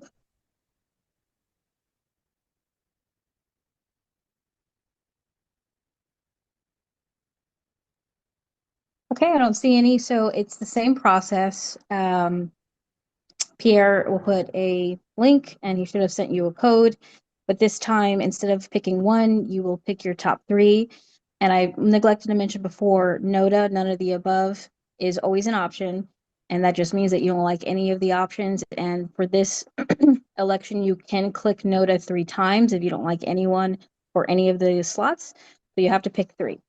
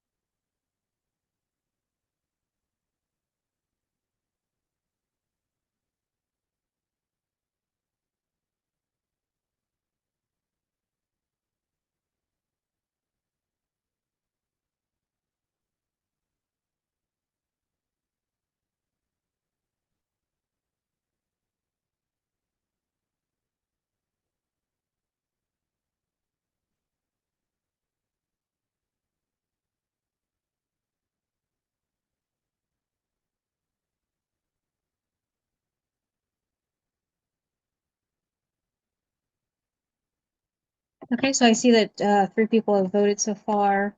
Did anybody not get their code?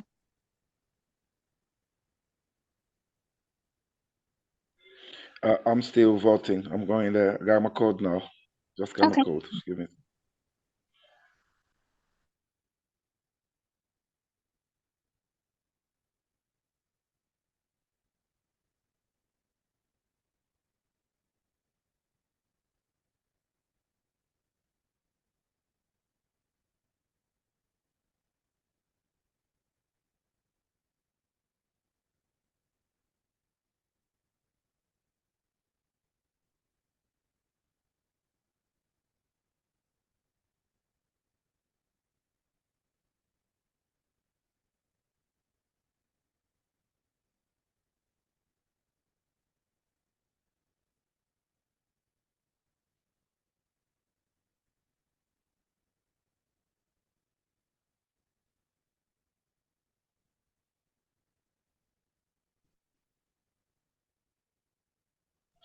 Thank you. I voted already. All right, thank you. So I see 4 people voted, and I think out of who is not here anymore, that should be everyone. But I will just say anyone here didn't vote, there was a delegate that didn't get a chance to vote before I close it. Joseph himself has not voted, but I don't think he He wrote in the chat that he's not going to be able to vote, but he's here. Right. Okay. So I will close voting then.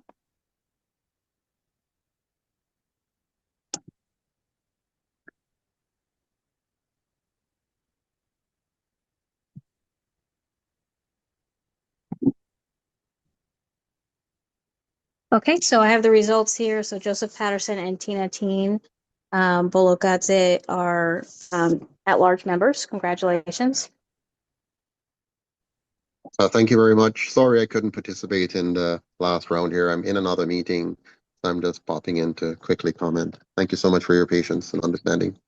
Thank you.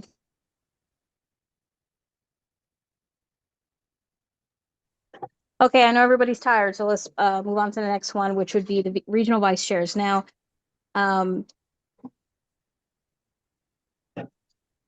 we did have two candidates for Western Europe, but I forget his name now. Sorry, I'm starting to get real tired. We only have now one candidate for North and then Western Europe.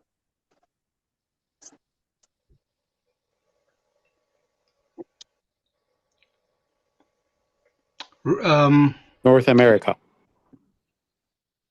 Oh. Yeah, sorry, that's my fault. So North America, we have one candidate, and then of course NOTA is always an option. And then Western Europe has also one candidate, and then NOTA would also be an option.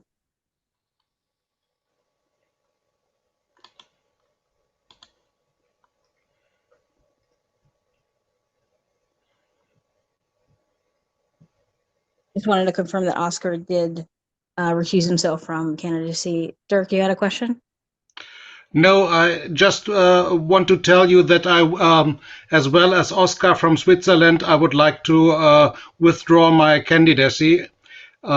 Seeing the style of discussion in the past on Telegram, seeing how few international members are here tonight, seeing the lack of transparency in the past time, and seeing the centralism and the bureaucracy and the trial to make geopolitics, I think that is not the way I like to realize libertarianism, and I will go and propose our board to leave the IALP.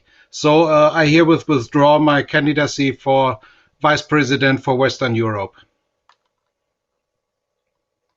Thank you for your statement, and for letting me know. So Western Europe is off the table now. So now we just have North America. If Stephen, if you would like to make your nomination. The USLP nominates Amanda Griffiths to be the regional vice chairperson for North America. Okay, Amanda, if you want to address everybody, or Stephen. Yes. Hi there, Stephen. I believe we know each other. No, I will be very brief. It's wonderful to be here this evening. It really is. And it's wonderful to see all of you. I've enjoyed working with the folks that I have over the past several months, but I really, really look forward to working with even more of you. I am not only running for regional vice chair, I'm also this coming May running for vice chair of the Libertarian Party in the US, Libertarian National Committee. I have a history with the party and with the Liberty Movement. Prior to this, I worked at the Cato Institute in Washington, D.C., working on their monetary policy arm. One thing that is very important to me in all of this is really building that international solidarity. The United States has had the privilege, I don't actually know if it's a privilege, might be a curse, for a very long time of getting to pretend that we can stay out of the global fight for liberty, and we can't. And so I really am looking forward to learning from people. I'm looking forward to working with the Canadian parties, hopefully getting them in here, and really beginning to build, as Yaroslav was talking about, that intellectual arm, that activist arm that is really going to put us on the map and make the liberty movement a huge factor in newer countries and in more countries going forward. So thank you all. Thank you. Does anybody have any questions for Amanda?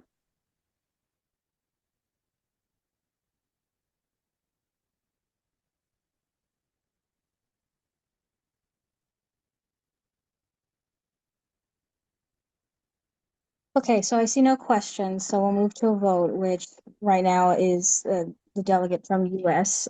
Stephen, if you would like your vote to be private, you can just send me a message, or you can just say how you vote. It's really up. No, it's okay. I will vote for Amanda Griffiths to represent us as the regional vice chair. Okay, thank you. So that means Amanda Griffiths is now the vice chair, regional vice chair for North America. So congratulations.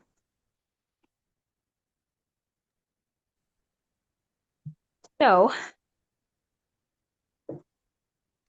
we have a couple of options because it's getting late. We can move on with the agenda. Let me share my screen so you know what's coming next. I'm glad we got the elections done. That's very important. So after this, we could do the adoption of Declaration of Principles and then the political statements. Or we could adjourn. We could do these and continue on. I leave it up to the floor what you want to do because it is getting late in a lot of parts of the world.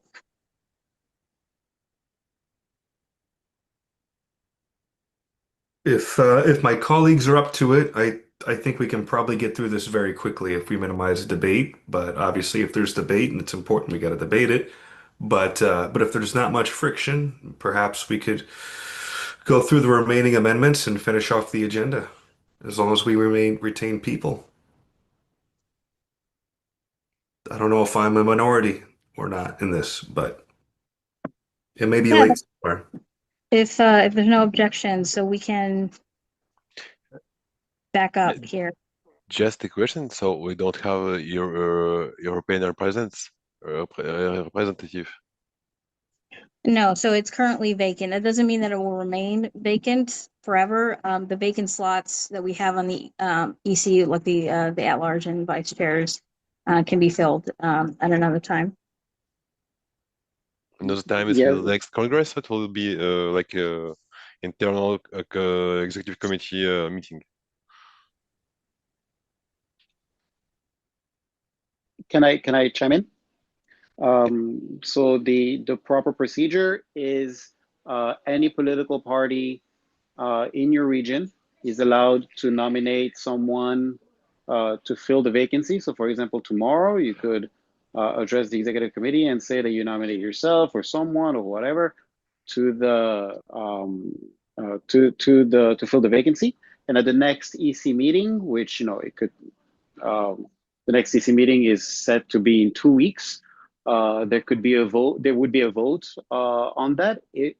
The only responsibility, well, the only thing that the EC really does, it would approve really, if there's only one candidate, it would approve. The only thing it does is it consults with every party in the region to make sure everyone's voice is heard before voting on filling the vacancy. So besides consulting everyone, there's no other requirements from the side of the EC. So yeah, I hope that answers your question. Okay, thank you very much. Very clear. Okay, Pierre. So we have Article 3, Paragraph 3. You want to? Well, first, we need a delegate to move it to the floor. All right, guys, move in second. Move in second.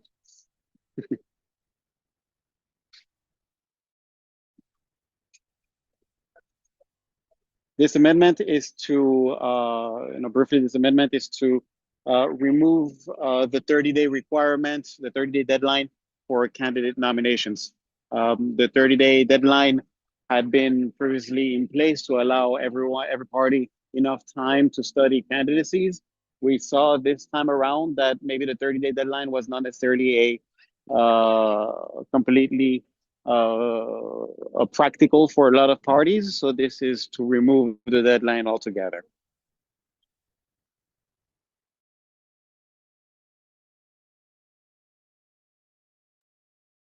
Would a delegate like to move it to the floor?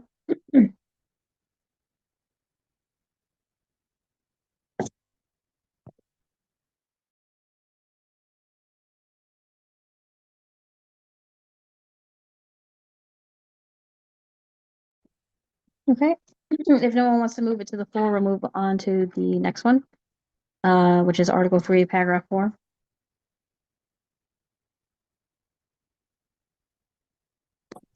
Pierre, if you want to speak really quick on it. Yes, so this is to close a loophole that stated that so previously the loopholes there was a loophole that allowed for anyone to fill a vacancy. So that meant that even if you weren't nominated by a member party, you could still propose yourself as a candidate to fill a vacancy on the EC. So that was kind of a loophole, because if you want to run for office, you have to be nominated by a party. But if you had to fill a vacancy, you didn't have to be nominated by a party. This amendment closes that loophole and makes sure that even vacancies, they all have to be nominated by member parties. So moved, USLP. Is there a second?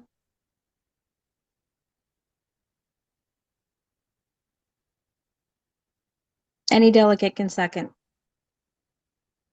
I second. Okay, any questions or further discussion?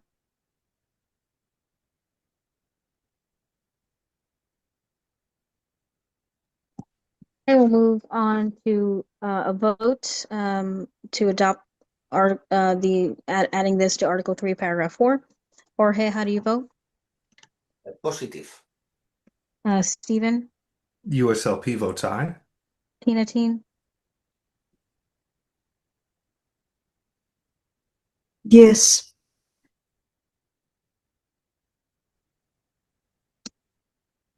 Lewis is gone.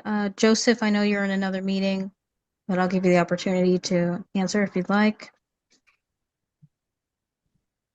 Augustus left, and then Evaristo. Yes. Okay, so the motion passed. Move on to the next one. We're going to try to move through these quickly. So Article. The next one is, yes. So the next one removes the 30-day deadline to introduce constitutional amendments. Right now, there's a requirement for 30 days prior to Congress if you want to introduce an amendment to the Constitution. This effectively removes it. Again, 30-day deadline was well thought of, but it caused several problems this time around, as we can all see.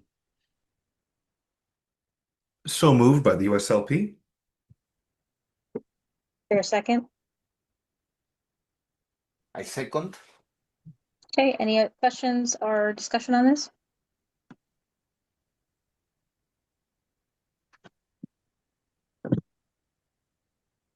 Okay, we'll move to a vote to amend Article 10 of the Constitution. Jorge, how do you vote? Positive. Stephen? The USLP votes aye in the affirmative. Tina Teen? Positive.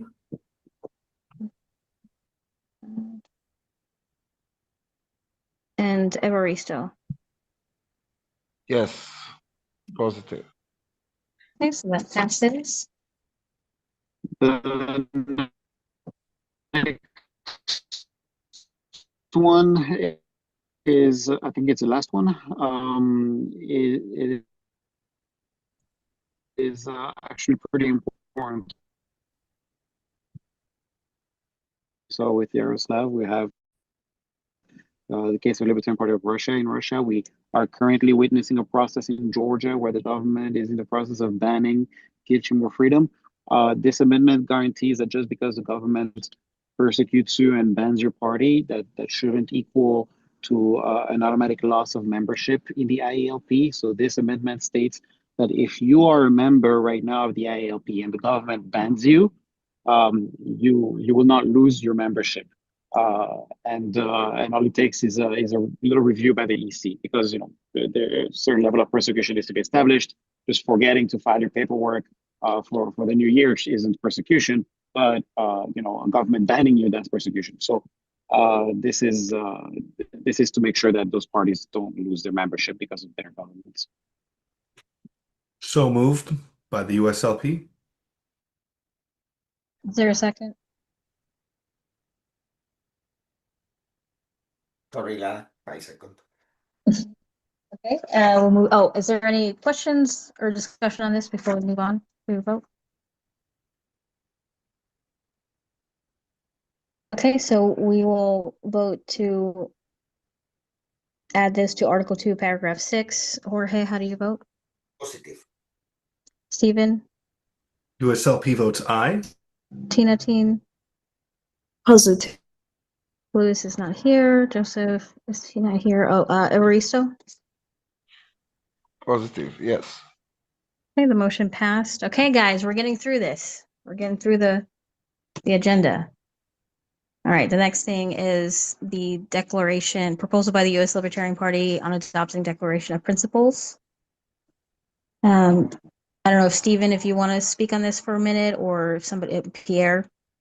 I'll just say it's a bit long, but essentially what this is a hi Lana, this is a declaration of our principles as an alliance, what we stand for, what we hope to achieve in terms of personal freedom, privacy, sovereignty of the individual, voluntary cooperation, open markets and free trade, decentralization, rejecting all forms of authoritarianism, statism, collectivism, and militarism, whether it's extreme left or extreme right, opposing corruption, the surveillance state, crony capitalism, asserting peaceful coexistence among nations, upholding the view that free movement and open discourse of people strengthens a society, on and on and on.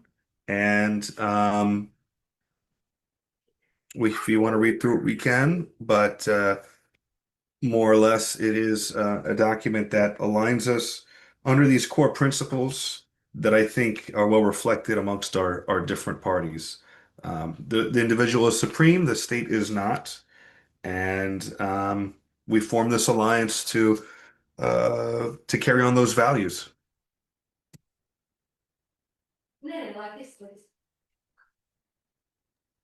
So this was sent to everyone through the Google Drive, but if you guys want a minute to read it over, or if you need me to scroll up or down, just let me know. Before we discuss, or if you have any questions for Stephen, it does need to be moved to the floor. The delegate wants to move to adopt this.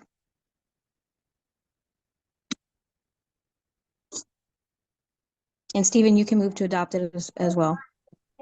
Okay, then so moved by the USLP. Okay, is there a second? Second. Okay, any questions about this? Or do you need me to scroll up or down to read it? Looks like Amanda has her hand raised. Oh, Amanda? I can't make a motion, obviously. If I could, or if there were to be one entertained, the reason that I would eliminate a reference to whether from the extreme left or the extreme right is essentially because these terms mean different things to different people. And what we certainly don't want to do is we certainly are extreme in our libertarianism, right? We have ideas that are radical to people.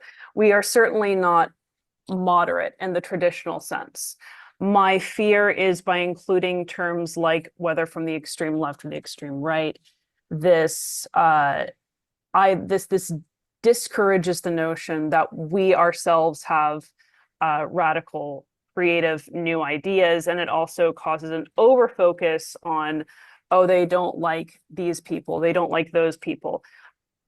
For me, extreme left and extreme right dilute the message. Again, I can't make a motion to that effect, but that would just be a suggestion that I would consider. Other than that, this is a beautiful declaration of principles and something that I'm proud to stand behind.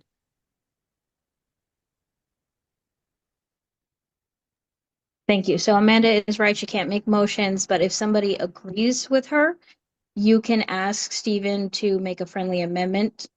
And if he accepts, then you can adopt the statement of principles with that amendment. Just so everyone's aware of what they're able to do in this moment if you agree with Amanda's edit. Again, I would not be offended if Stephen did not accept this. The friendly amendment that I would suggest is just striking whether from the extreme left, the extreme right. I mean, I do think the technocratic elite language, I don't have a problem with that. Grammatically, I don't know where it would fit, but striking whether from the extreme left, the extreme right. Would any of my colleagues like to see that language changed? Even if when I don't have a voting right, I would stay with Amanda. I think maybe we could try to find different words, like any form of collectivism or something like that. But extreme right or extreme left is, yeah, in some countries it can mean different things. How about whether from communist, fascist, or technocratic elites? Would that be an acceptable change? That would be probably better. Amanda, would I think since statism is included there, then it's implicit that we're referring to, you know, state forms of certain ideologies. So I would say that that's acceptable to me. okay, then I would move to strike whether from the extreme left or whether from the extreme left to the extreme right, and replace that with whether from communist, fascist, or technocratic elites. Okay, and so you're accepting, you're gonna amend that as a friendly amendment? I don't think friendly amendments are real. You don't think- I say that as somebody who has to chair the LP, but if somebody seconded that and if there was no objection to that amendment, then we can move Okay, along pretty if you're quickly. not comfortable with friendly amendments, that's fine. So you want to amend the document to say that it would need to be seconded?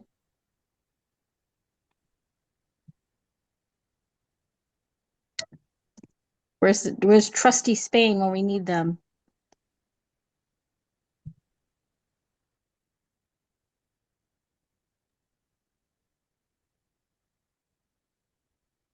You can't Unless my take colleagues don't Spain for agree with the granted. change. I'm sorry, what? Somebody, I said you can't take Spain for granted. so it does need a second. If I don't hear a second, then it, you know, it fails. And we would, you know, move on with discussion. So I don't hear a second. So the amendment does not, it fails. So is there any other discussion on this document? Or questions? No, I second. Okay, a little late, but yeah, we can second that. So I'll do it through unanimous consent. Does anybody object to the amendment that Stephen stated? And Stephen, if you could just do it one more time for everybody. Sure. It would be to strike on the clause rejecting all forms of authoritarianism, statism, collectivism, militarism. It would be striking whether from the extreme left, the extreme right, and replacing that with whether from communism or fascism. Excuse me, whether from communist, fascist, or technocratic elites would be its replacement. Okay, anybody object to that amendment?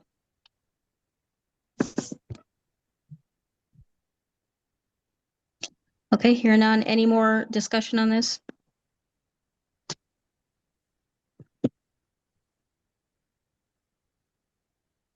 Dirk? Well, in our program, we wrote all forms of totalitarianism. Couldn't that be sufficient?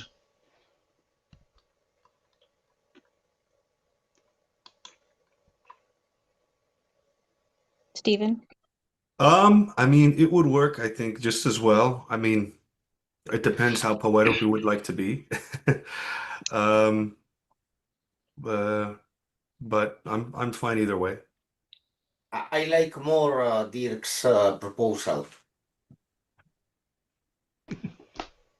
I'm sorry, you said you like Dirk's proposal more? Yes. Okay. So if you want to amend it to say that, you'd have to move to amend the statement. And you can just say that. So Jorge, it would be a motion to strike whether from.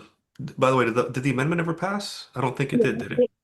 The amendment passed, but now we're Okay. amending it again. So it would be a motion to strike whether from communist, fascist, or technocratic elites, and I believe Dirk's proposal would be to replace that with all forms of totalitarianism. So Yes, I approve. I present the motion. Oh no, wait a minute, because it already says that. So it'll just be a period? Because right now it says rejecting all forms of authoritarianism, statism, collectivism, and militarism, whether from communist, fascist, or technocratic elites.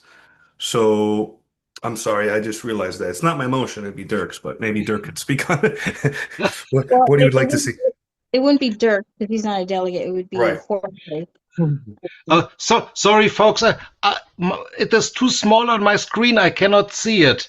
In which line do I have to look? So the current language is rejecting all forms of authoritarianism, Thanks. statism, collectivism, militarism. And then it was amended to read whether from communist, fascist, or technocratic elites is the current language. Okay. Rejecting all forms of totalitarianism, whether from the extreme left or the extreme right, or technocratic elites. That could remain. That Okay, so part's been sorry. Or even leave the left and right away.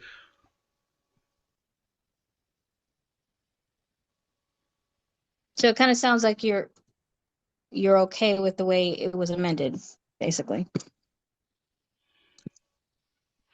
Well, I just made a proposal. I'm not a native speaker. No, actually, I would say the same because I completely forgot there was that first sentence that rejecting all forms of authoritarianism, statism, collectivism, and militarism, which technically means that we are not talking about in terms of, for example, extreme right about libertarians. Because we are rejecting just those things which I think are good description of what we want, and then we are just defining from who, which doesn't have to even be there, but I would say it's okay.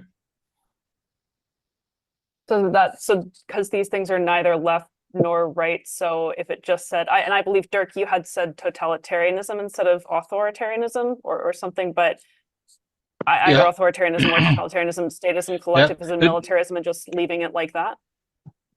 I mean, if we would just say rejecting all forms of totalitarianism, wouldn't that include all the rest of the phrase, or would something be missing?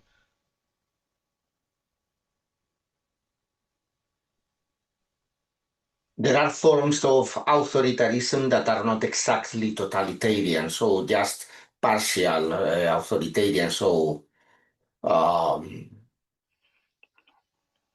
I think I'm okay with the current text of communism, fascist, or technocratic elites. But well, I like the all forms of totalitarianism. So anyway, I agree with I say yes to the current text. Okay, so you're not moving to edit it from the First Amendment. We'll just leave all forms of authoritarianism. Here, let me look in the chat. Rejecting Rejecting all forms of authoritarianism, statism, collectivism, and militarism, whether from communist, fascist, or technocratic elites. You're fine with that amendment? I'm fine with that. I prefer it even the first version of the text, but I think it's just a very little difference, and I think it's okay. It's can understand. So Okay. Um, any other discussion on this? I know it's getting late. I don't mean to rush anybody because I know this is important. Okay, so no other discussion. So just to be clear, we're going to vote on adopting the Declaration of Principles for the International Alliance of Libertarian Parties with the amendment, which I have highlighted here. So instead of it saying that, it would say rejecting all forms of authoritarianism, statism, collectivism, and militarism, whether from communist, fascist, or technocratic elites. Okay, so we'll go through roll call vote. Jorge, how do you vote? I agree with this. So We're adopting the entire Declaration of Principles, including that amendment. Okay. yes, I approve. Okay, and Stephen? The USLP votes aye on the entire agreement. Okay. Tina Teen? I think she might have left. I think she said she was falling asleep. Lewis is gone. She's still Joseph. here though. But Evaristo.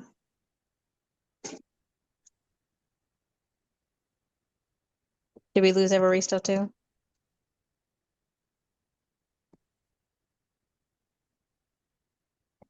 I vote yes. Positive. Okay. And Tina Teen, I see you're still here.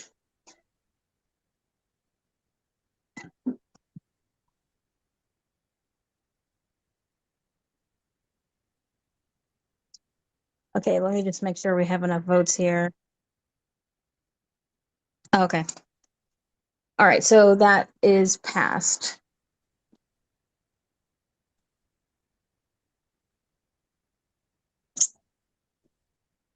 What do we got left? One more. Okay, Tina Teen, I know it's late, but I know you had sent me a statement on Georgia. Let's do that while we're here.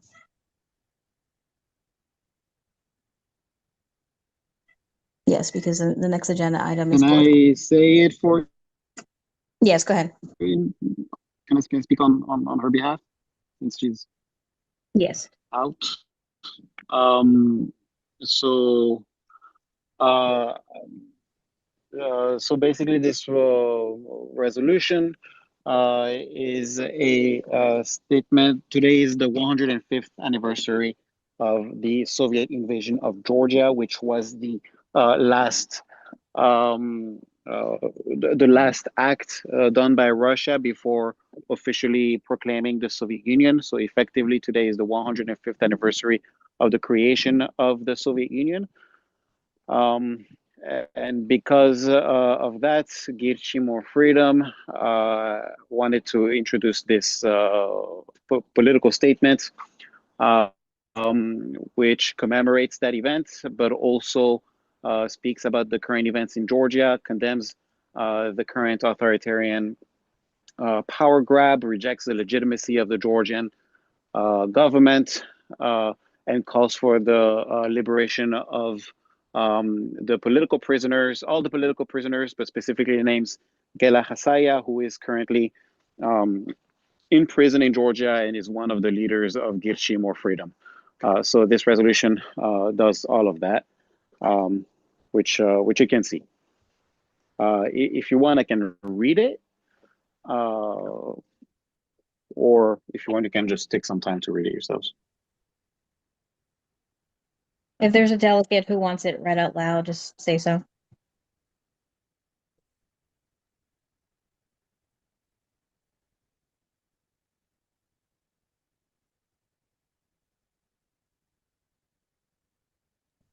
If you need time to read it, that's totally fine. But then to approve it, we would need to move it to the floor. So somebody would need to move to approve this statement on Georgia.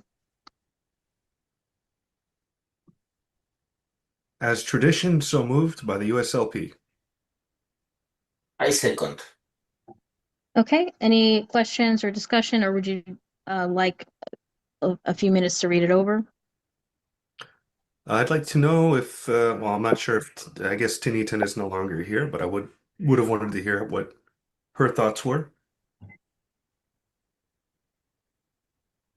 So if not, that's okay too.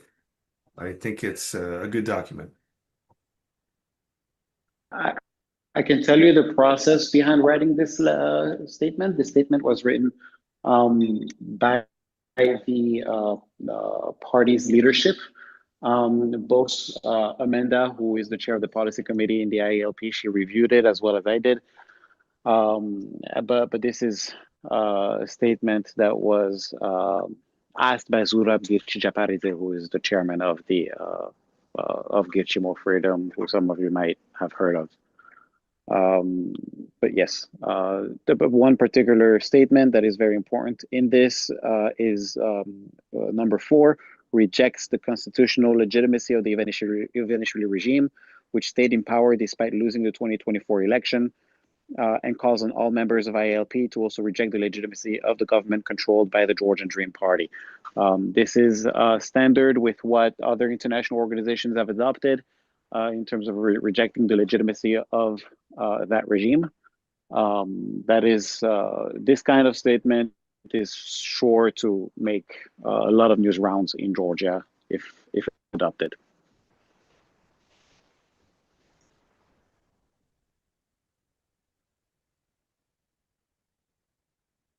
Any more discussion?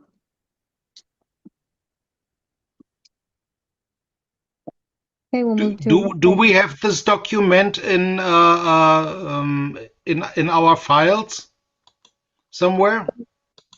So the Google Drive that I sent out does not have this. She's making a floor motion or motion from the floor. She did send me this document prior to Congress starting.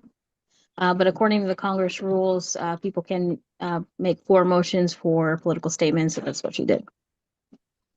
Yeah, but as well, I would like to discuss it with my party. Could you put it into the chat eventually? Yeah, I can send it over to you, I guess, after. Thanks. Afterwards. Thank you. Okay, any more discussion? Okay, so we'll move to voting to approve this political statement. Jorge, how do you vote? Positive. Stephen? The USLP votes aye. Tina Teen? I don't know if she's still here. Yeah, she's still here. You can put it in the chat, but I'll move on. Joseph and Evaristo. Aye.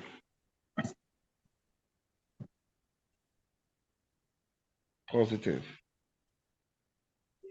Thank you. Tina, are you still there?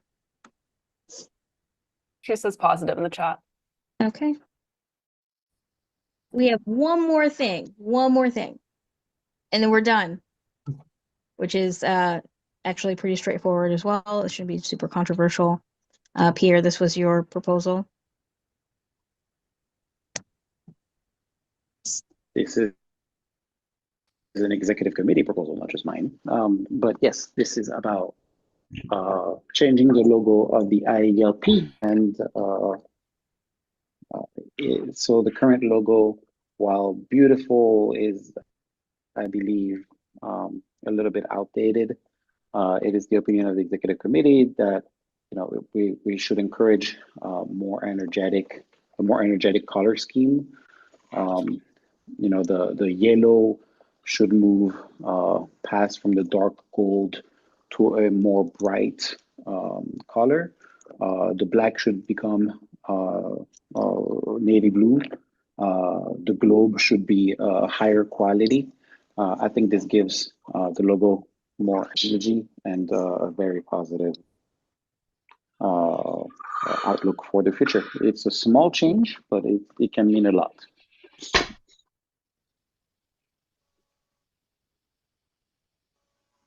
Okay, does delegate want to move this to the floor? I was gonna move it, but I'd like another member of the committee to get some buy-in and airtime here. Be happy to So second though. let's move. Okay. Is there a US, second? USLP shall second. Okay, any questions or discussion on this? I'd just like to say that I think the proposed logo is, let's say, has more strength, more, the different colors is, I just prefer it. Yeah, from a graphic perspective, because I'm doing graphics for volunteer, it's much better.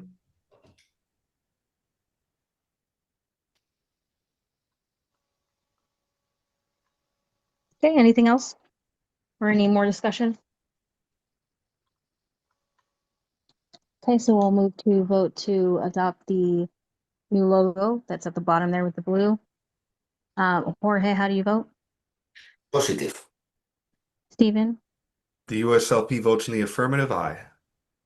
Tina Teen? Positive in chat. Oh, positive in chat, okay. And who are we missing here? Evaristo. Before I vote, I think the black stands out more, but then the yellow, like the fire, we should keep the letters ILP black and change the yellow, the fire and the globe.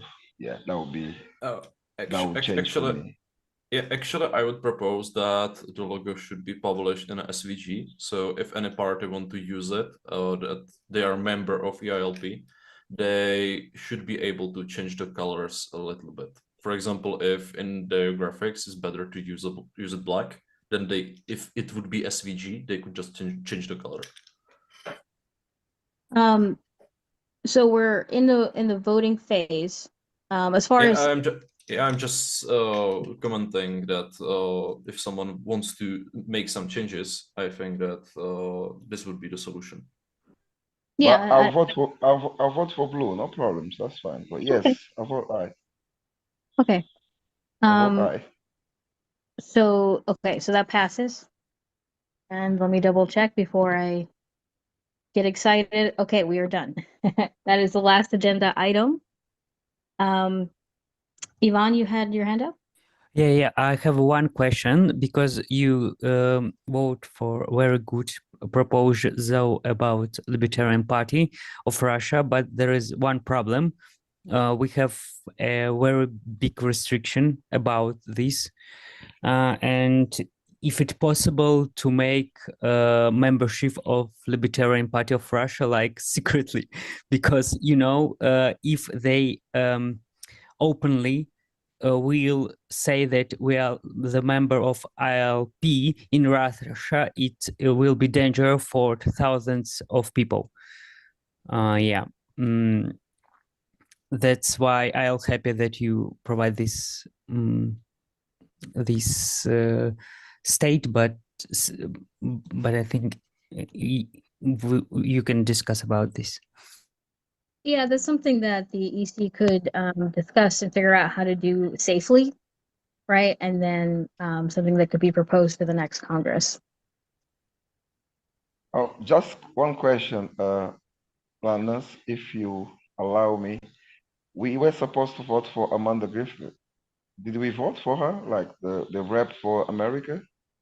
So, yes, we did vote for her. So when it comes to regional vice chairs, only parties that are in those regions can vote.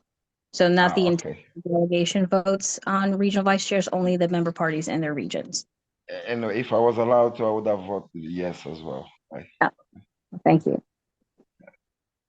I'm sure Amanda likes to hear that. I appreciate it. Thank you. So one thing we did skip was committees and working bodies. I think we're kind of done for the day, but I just want to remind everybody that member parties have the privilege to send 2 people from their party to each working committee or working group. So, go back to your parties and kind of see who wants to be part of one of these committees. The description of what a committee does, like what their job is outlined in our bylaws, which you can find on the website, but you can also ask one of the EC members to kind of walk you through it. But by the way, we didn't vote for the rep for Africa. So for any of the regions that did not submit nominations prior to the deadline are vacant, but you can fill them at another date. You can send a nomination immediately if you want to. All right. So we cannot nominate ourselves. Yeah? We have to nominate someone else. No, you can nominate yourselves, but they would have to go through the proper procedure. But I can send you how to do that after we get off the call.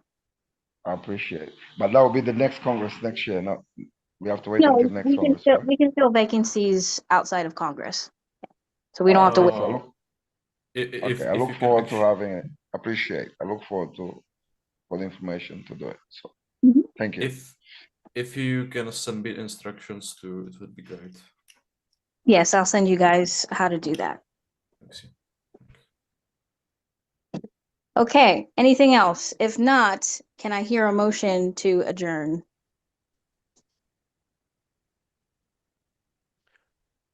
Bottom's hand is up. I just want to say that. I'm not sure if that's The what? I said Bottom's hand is up. Just want to make sure that I didn't see that. Sorry, just for context, because Ivan spoke about the Libertarian Party of Russia, but actually in Russia they have two Libertarian parties.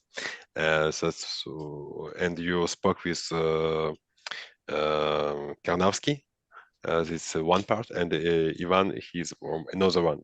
But just in case, to better understanding for everybody. Yeah, but you say there is no conflict with have two party in one country. That's because yes, exactly. I think the main problem that for both of party is important of be secretly member. It's just this case is really important. How much Libertarian Party of Russia it unnecessary.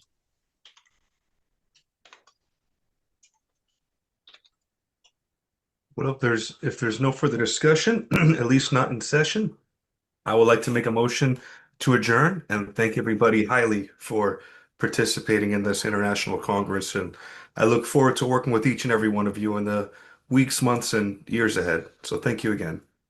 Yeah, thank you. So motion to adjourn needs a second. Second. Okay, so the meeting is adjourned. Thank you everyone for your patience. This was a lot longer than we all expected, and I appreciate everyone staying up or prioritizing this meeting today. And I will speak to everyone that I said I would send information to, but you also have my WhatsApp number and email and all that if you have any questions afterwards. And I will do the minutes as quickly as I can so that you can share those with your parties as well. Okay, thank you. I do not have your WhatsApp number. I would appreciate if you send it to me. Yes, I will send it to you. Thank you. Thanks a lot, guys. Thanks for having us, and we look forward to working with everyone. Success is a must. Sky's the limit. Okay, let's go. Yeah, thank you very much. Enjoy the day. Enjoy the night. Good night. Good night. Good night. Good night. Bye. Bye. Good night. And with that, Congress has ended. So thanks for being a part of this, everybody. Do you want to give some additional information here, Amanda? What information do I have to give? What happened? Where am I? Who am I? What's happening? What's going on? Kyle, what happened? How's life? What I missed? How's life as the North American representative? It's fantastic. It's called regional vice chair, actually. No. There are no regional chairs. So, I mean, basically, the regional vice chair is also the regional chair. I just want to point that out. We did it. We got through, and, it wasn't nearly as bad as I thought it was going to be. So, it got very. So your goal is just to take all vice chair spots in the entirety of Libertarian parties. Just the entirety of the world, actually, is where I'm. Okay. I'm trying to get to. Yeah. So, vice chair of the IALP for North America. Exactly. Vice chair of USLP, just all vice chair spots. Yes, all the vice chairs. Vice So chair. you've heard it here first. I'm the new probably- president of No, Revolutionary Spending Committee. No, Amanda and I are because switching there's places. as president and vice president. The vice thing doesn't extend to presidents, just chairs. Vice chair. Oh, okay. It's okay. like the chair that you sit in when you do blow. It's your vice chair, and that's what I am. That's what I am to the people. I am. I don't think most of us have a chair that we sit in when we do blow. I mean, usually I don't prefer to sit when I do blow because it's an upper. I'm like ready to go. So yes, Libertarian International. I think LPA should be part of the IALP. There's no rule that says it has to be like a political entity with voting privileges in the member country. It's just true that we wouldn't also get. We could never get 2 votes as the LPA because we couldn't never have an elected member never unless know. we became a political party. You never know. I'm excited. I'm stoked. I really am. We're definitely gonna have to tease Lana about the concept that the Congress is only gonna be 2 hours. Dude, I was prepared for it to be an entire day event. I was like, I don't know what you're talking about putting it at 9 o'clock or 10 o'clock for Tina in Georgia. So. Well, thanks, guys. Thanks for watching this with us. We actually got people to watch this. Yeah, we did. We did. We had a peak of about 10 just from YouTube. Oh, wow. Look at that. Which, I'm sorry, from Facebook. Oh. And Facebook is usually the one that's our lowest by a lot. Usually it's YouTube that's our lowest. You're constantly telling me that because you told me one time, you're like, oh, we get tons of people on Facebook all the time. Our Facebook audience is growing super fast. I'm like, yeah, it's growing super fast from 2 to 1. Or from 1 to 2. It's doubled. Our Facebook audience is doubled. I know that. Like, I know that this your is what happens. degree This is is in what you do. This is the acting, kind of but words that's that you do. backwards. This is the kind of lies that you tell. Why are you always lying? Why can I not hear you? I genuinely can't hear you. Are you mute? No, I'm I can't perfectly hear fine. you. I actually can't hear you.